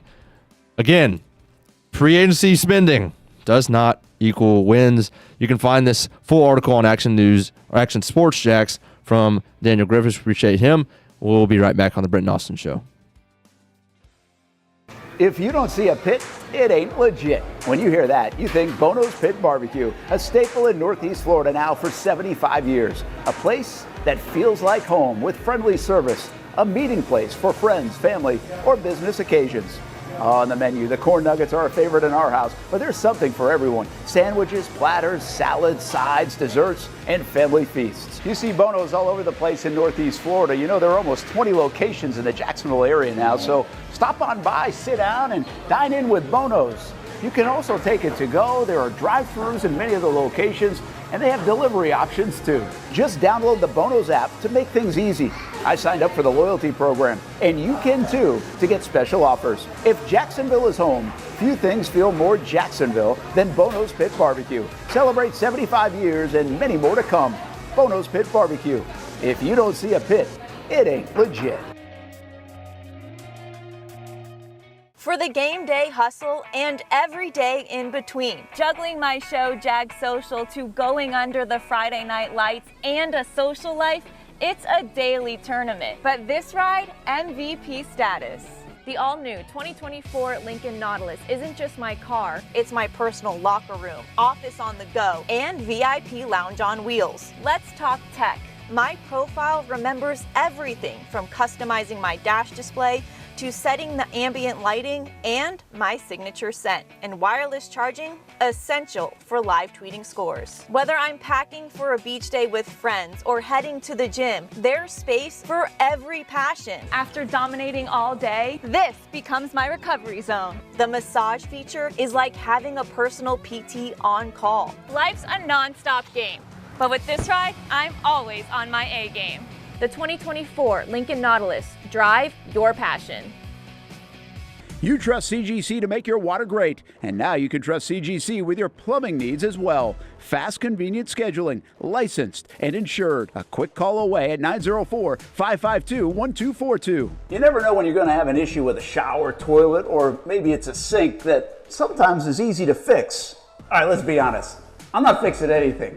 I'm totally staging this because when I have a plumbing problem, I call CGC Water Treatment and Plumbing. Trained professionals, transparent pricing, customer satisfaction. Small problem or even a bigger issue. Right now, you can take 10% off any water heater. The experts with 25 years of experience at CGC Water Treatment and Plumbing can do it all. Call 904-552-1242 or visit cgcwater.com. For a limited time, CGC is waiving the trip charge on all related plumbing calls. CGC Water Treatment and Plumbing, an authorized independent Connecticut dealer. Florida license number CFC 1432579.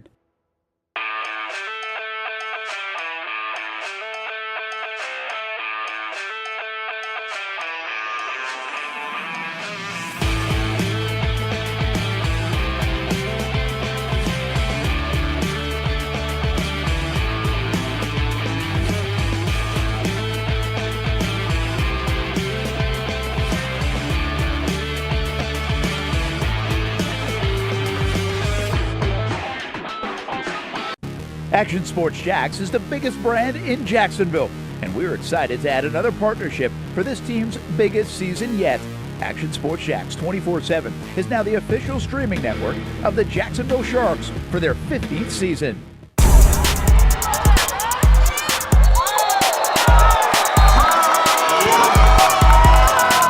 The Jacksonville Sharks are your champions.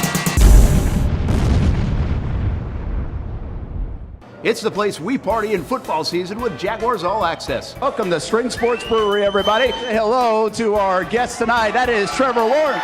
You can bring your party or event to String Sports Brewery in Springfield any day and any time. Rehearsal dinners, corporate events, birthdays. Here at Strings, you can enjoy the inside area and the outside area. Good for any weather, good for any occasion.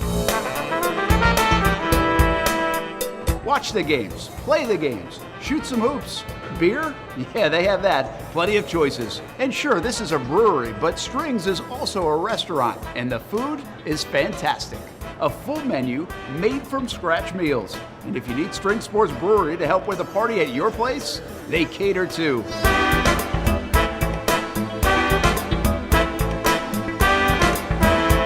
Family, beer, food, sports. Spring Sports Brewery in Springfield. Welcome back to the Brent and Austen Show, streaming on the Action Sports Jax 24/7 network. Look at the Jaguars Brain Trust cooking yesterday. Oh, yeah. Camp. Nice little coffee. What a cook it was. Udinsky not pictured, I don't believe. Gladstone. Colin. Look, for a... they said they weren't behind. And to sign 9 guys on day one, the most of any team, I'm pretty sure. Sounds like they weren't behind. They had a plan and they executed it. Yeah. That's a lot to get done in, obviously they've had probably conversations, but as far as conversation with those individual players, that was 8 hours. Fair. Less than that, really, because if it really started at noon, which I know. Sure. Right. Sure, it started at noon. Started at noon. Sure. But everything was done by what? 5 o'clock? Yeah. 9 players in 5 hours? Listen. Phone was ringing. I hate to say it this way. Was anybody else calling these dudes that they were calling? To be real with you, was Buck's center, was his phone ringing off the hook? Or when Gladstone's call came up, was he like, oh, I should take this. This might be work. You know what I mean? Was anybody else calling? Backup tight ends. Double backup tight ends. Yeah. Hunter Long's like, is this my mom? Hello? Hey, this is James Gladstone. Oh, what do you... Football. You want to give me money? Yeah. I mean, just to be honest, I'm not knocking them for something. That's cool. 9 players. You made some calls. It's great. Doesn't feel like they were, beating out the Chiefs to call these people. All right, here's the one that I've got. Again, I told you this was the biggest head scratcher. Okay. Let me break down this contractually for you. Eric Murray, the safety. Okay. Yeah. He is 31 years old. Okay. He just turned 31 about a month ago. Okay. Okay. Not the end of the world. Couple good years left, hopefully. Fingers crossed. Right. So he played his first. He's a 4th round pick in 2016. Played his first 4 years with the Chiefs. Okay. The sign of that. In his first opportunity at free agency, he signed with the Houston Texans on a 3-year, $18 million deal. Okay. That was from 2020 to 2022. Okay. Then he signs a extension with them, 2 years, $8 million.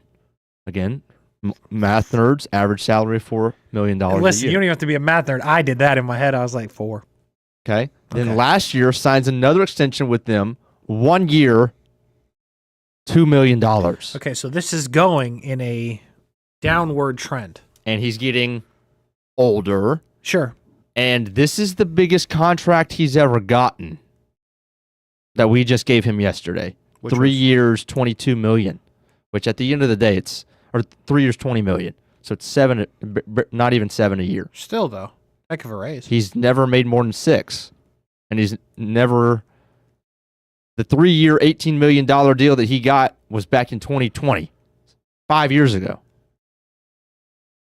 Yeah. So unless he did something really special last year, I think I'm going to go with I think this would be a surprise for him. Oh, yeah. That he just got offered this amount of money. I would agree. Again, phone rang. He was like, you want to pay me how much? Yeah. What team? I don't care. 3 years? The Jags? Sure. State tax? None of it. It's sunny. Training camp's hot, but cool. again, and here's the thing. I said this about Gladstone. I feel like he's a genius, right? Just listening to him talk. Mm-hmm. So he's seeing something that I can't see. Sure. In everyday life, not just this. Right. Guy goes to Publix, and the way they organize stuff, he sees it differently than me going. The way that it's put in the cart. Exactly. Oh, dude, this guy's definitely an elite cart packer. All right. The coupon game is probably strong.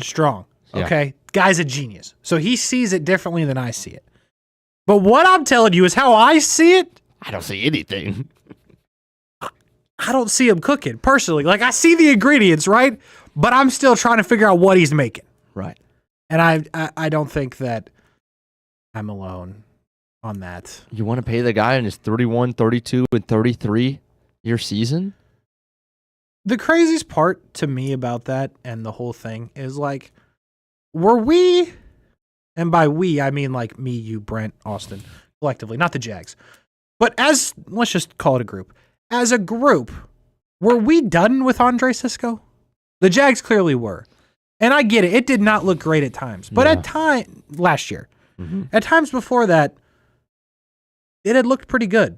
I mean, Brent said he was his pick before the season to be the most improved player. Yeah, he's done that bit. I mean, well, in fairness to Brent, like, that wasn't that crazy of a take. No, it wasn't a crazy He was of a take 2 years ascending. ago. He's 23. He's a guy who was a late round pick. Like, were we done? Like, we had seen enough to know for sure that he was never going to play in Jacksonville again. I don't think we could answer that question. But apparently we have.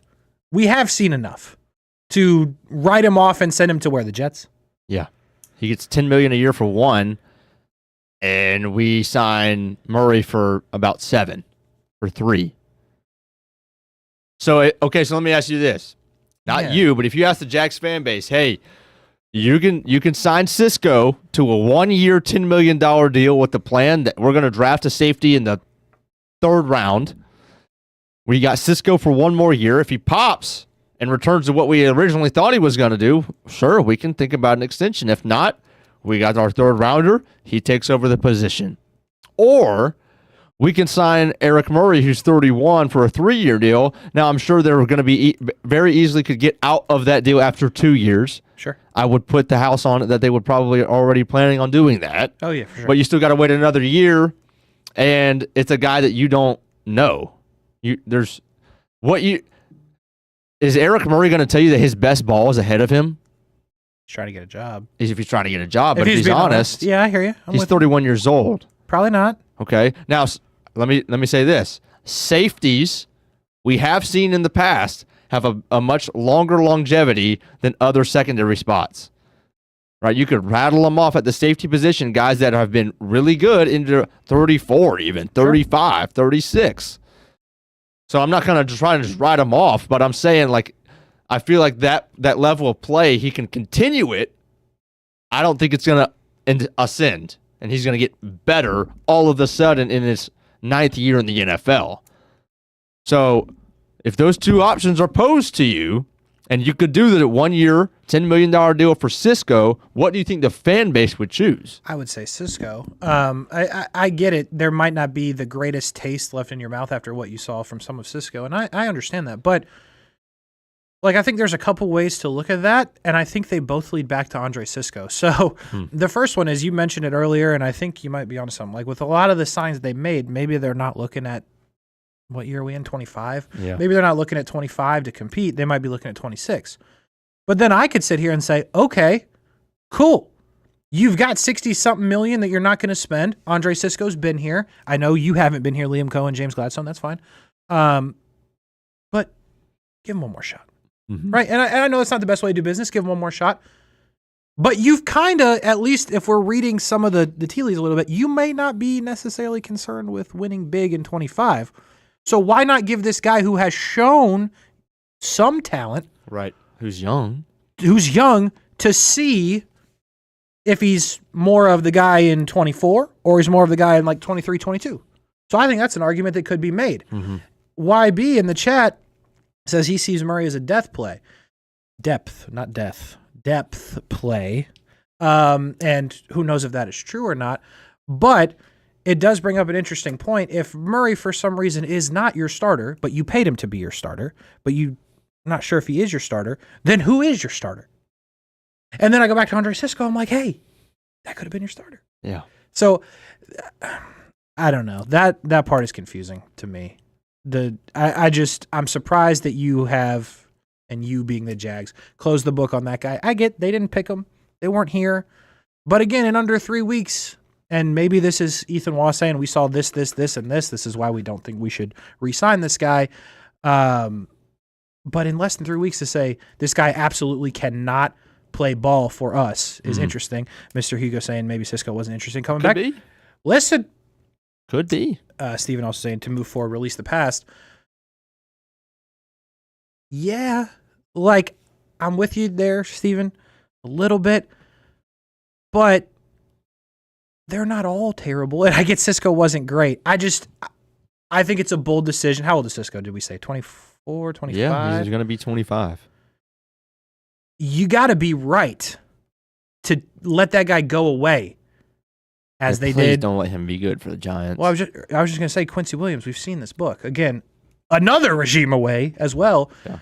But I think you got to be absolutely positively right to let a guy at 24, 25 years old who has shown you some stuff walk away.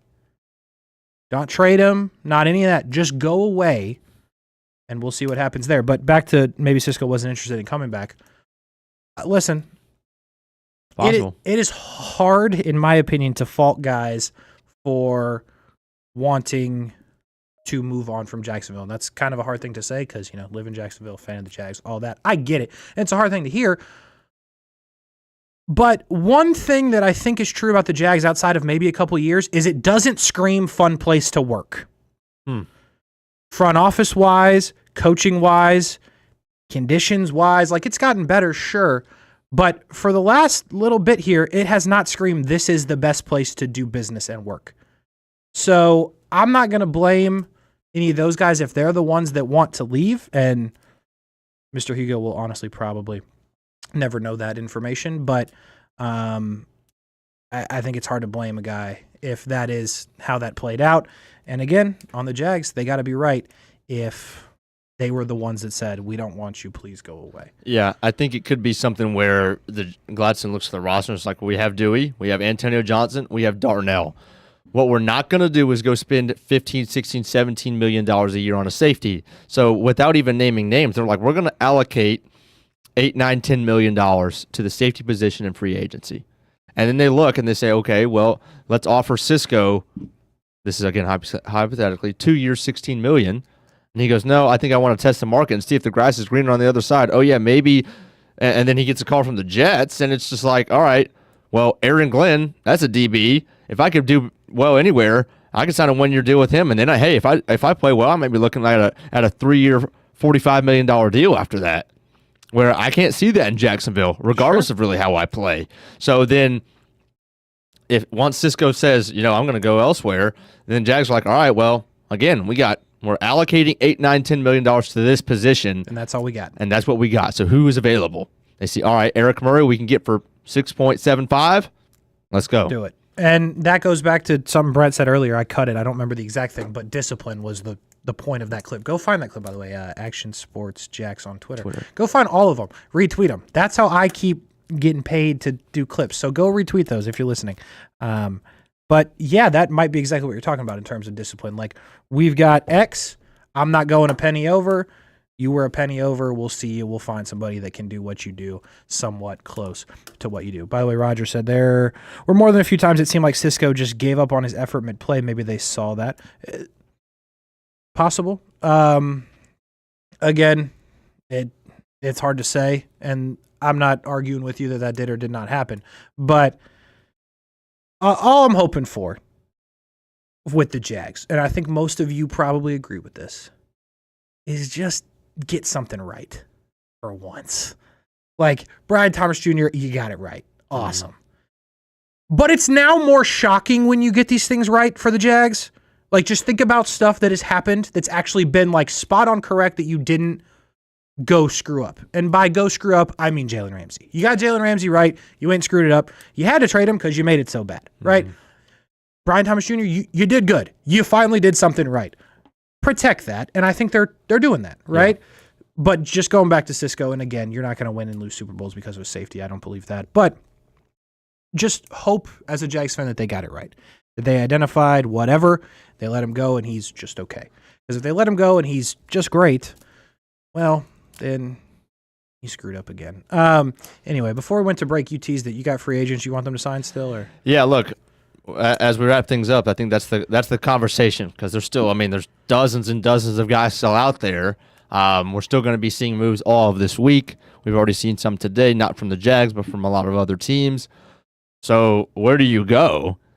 And this is this is what I said was a sneaky, should have been priority from the start. I think even now, so now is edge. Who's your edge 3? Yep. You don't have one. You don't have one. There's not a single guy. We were talking about this last year, and look, it reared its ugly head from week 1 to week 18. When Josh Hines-Allen and Trayvon Walker were not in the ball game, you weren't getting a sack unless somebody ran into one or the quarterback made a mistake and ran into one. And so there are a lot of edge rushers still out there, and you can get some for cheap. The guy I've been saying for a couple of weeks, and yes, it's because I'm a Georgia homer, is Azeez Ojulari. Yeah, I have that one written down as well. The guy had 6 sacks in 11 games last year. He's 25. You know he knows how to rush the passer. You can get him on a cheap deal. And so, again, when Trayvon and Josh Hines-Allen play 70% of the snaps, 80% of the snaps, which is what they should play, I think it was what? It was Nick Bosa who really, or was it TJ Watt? TJ Watt, set the record almost, it seemed like, for most plays from an edge defender. Mm-hmm. But that's TJ Watt. Sure. And he's a lot skinnier than Josh Hines-Allen and Trayvon Walker are. Sure. So who do you have? Who do you have? Who are you trotting out there? Can you trust that the guy that you're going to run out there behind them is going to go get you 6 sacks? The guy did it 6 sacks in 11 years. Now, the year before, he also played 11 years, so there's a little bit of an injury there, and he only had 2.5 the year before. Sure. He was 24 at the time. But there's talent there. There's talent. I'm with you, but see, I'm with Arrow that one down. I think that's a good quality thing, because that's one I feel like, with the needs that you need to address in the draft, that's one that may fly under the radar. Right. Because you need a receiver. You need, in my opinion, a corner. You need a human, not necessarily a first rounder, but most people think it'll be a first round. You need a human on the defensive front. Right. So now you're in the 4th round, maybe at the earliest talking edge. And that's if something crazy doesn't happen in the first round and you get, I don't know, name your human that you're not expecting to be available when you're picking, you trade back, whatever, and you're like, oh, we got to. Right. So, yeah, I think edge is one that falls. And then center. And center. And I still think guard. Right. You're still going to want to take a guard. Right. So, that's, I think, a position that flies under the radar and is important. So I'm with you on that. My thing is, what is that financially? That feels like, and I could be wrong, because you said it, in not a ton of games, there's been production. That feels like a guy that could start for somebody, but we are at 12:52, 2 days or a day. What's the market like for him? Yeah, clearly it's not massive, I wouldn't think, but I wonder if that's more than they're comfortable spending at a guy that really, in theory, wouldn't start for you. Would get some run, but wouldn't start for you. Yeah. So I like the name. So a couple of people close your ears. I would be a fan of bringing back K'Lavon Chaisson, depending on how cheap you can get him for. I'm not going to try to overpay the guy, but he has done well. And again, oh no, we need a guy that, look. Oh no. If I can get him cheap, I need a guy that has sacks, in the stat book. That is not projectable. He has sacks. He's able to do that. And I need to, because we're trying to get to a certain sack number, I think. Sure. And you've had 2 guys for the last 2 years who can do that. You need another guy that can at least get you 5, 6. So that's not, we got 2 from this linebacker, we got 2 from inside, we got 2 from here. That's what we've had. What was our leading? We've rehashed it, but what was the 3rd most sacks last year? Wasn't it Roy Robertson Harris before the last week of the season, and he played half the year? I'm pretty sure it was Roy. That's bad. Before week 18. That's not good. So, with less than a minute to go, I don't care. I don't care if it's K'Lavon or not. I need somebody there. Joey Bosa? Absolutely not. Okay. He would be probably. Here's the contracts of the first 9 guys. and then Joey Bosa would equal that probably. Kick the tires on Fowler. Okay, so we're just reuniting. Yeah, no to Chase on heck no. Yeah, I'm with it. We're just reuniting old Jags. I like the sound of that. How about Asante Samuel? I'm in. You gotta. I'm telling you, I think you got to fill a hole somewhere because you can't just fill all of these holes in the draft. So Rasul Douglas, Asante Samuel, something you could buy into, maybe. Yep. I don't know. Yep. Stay locked on our social media platforms. We'll be back at it with another show tomorrow from TPC. Have a good Tuesday, everybody. There's a saying in sports, you can't win them all, but you can win a lot with good folks on your team. Like that one painter, First Coast. It's tough to beat the sun in Florida, so your home fades. It's tough to beat that HOA when they come calling. Beat the sun, beat the HOA with that one painter, First Coast. And it's a good time to do it. Less rain to work around and painting in mild temperatures is perfect. After all, the paint bonds to the surface so much better. Give that one painter First Coast a call at 904-417-3557 or look them up at first-coast.thatonepainter.com. Fast estimate, guidance on color and HOA requirements, and the highest quality job you'll find anywhere. Be a big winner in your neighborhood with that one painter First Coast on your team.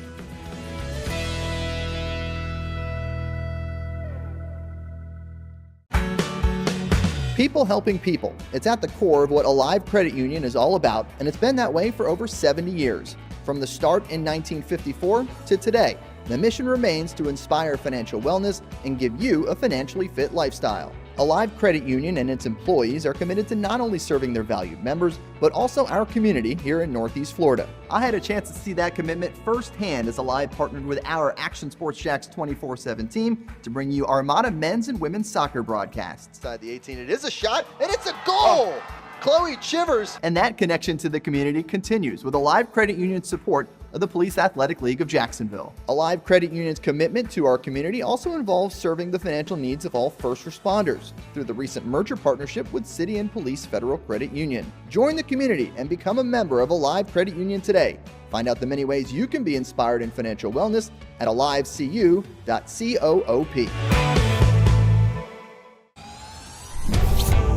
I'm ready to show my hand, ready to take a stand. Wait on a sign above, and I am ready, ready. 'Cause I just live for the game.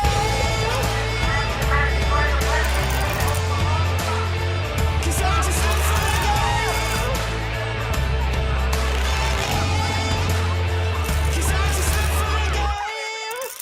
For 60 years, the Bob Hayes Invitational Track Meet has provided competitive events, and we're also happy to provide scholarship opportunities too. Join us for the annual Hall of Fame Gala March 13th at the Potter's House and at the James Day Middle School Meet at UNF March 14th. There they go. And don't forget the annual Bob Hayes Track and Field Meet at UNF Saturday, March 15th. Get tickets and info at bhitm22.org. For vendors and partnerships, call 904-222-1075. Baker Sports is local sports. Uniforms from Pop Warner and Little League to travel ball, high school, and college. They make you look good. They help you play good. Baker Sports has been helping families make memories that will last a lifetime with their Baker's Buckets. We've got a lot of these filled with baseballs and softballs in the garage. I've been throwing batting practice to Ty and Kaylee for years, and also sit on the Baker's Bucket, catching Kaylee while she practices her pitching. Baker Sports is homegrown, and a lot of employees that used to play on local ball fields now work for Baker Sports, now helping you look good, play good, and make memories of your own. Visit bakersport.com to see what Baker Sports can do for you. Custom apparel, Nike, Under Armour, Adidas, embroidery, screen printing, and more. Baker Sports is local sports from Jacksonville to anywhere in the Southeast. Bakersport.com.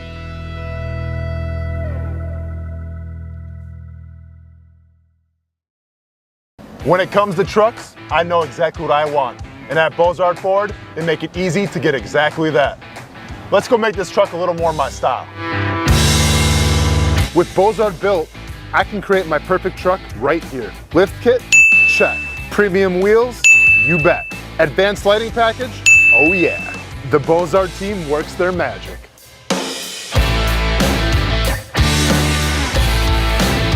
From bumper to tailgate, I'm making this truck mine. It's everything that I wanted and more. From the field to the gym to weekend adventures. This truck's built for my journey. Bozard built. Customized for your lifestyle, built to exceed your expectations. Check out the inventory and available options at bozardbuilt.com. Unleash your dream ride.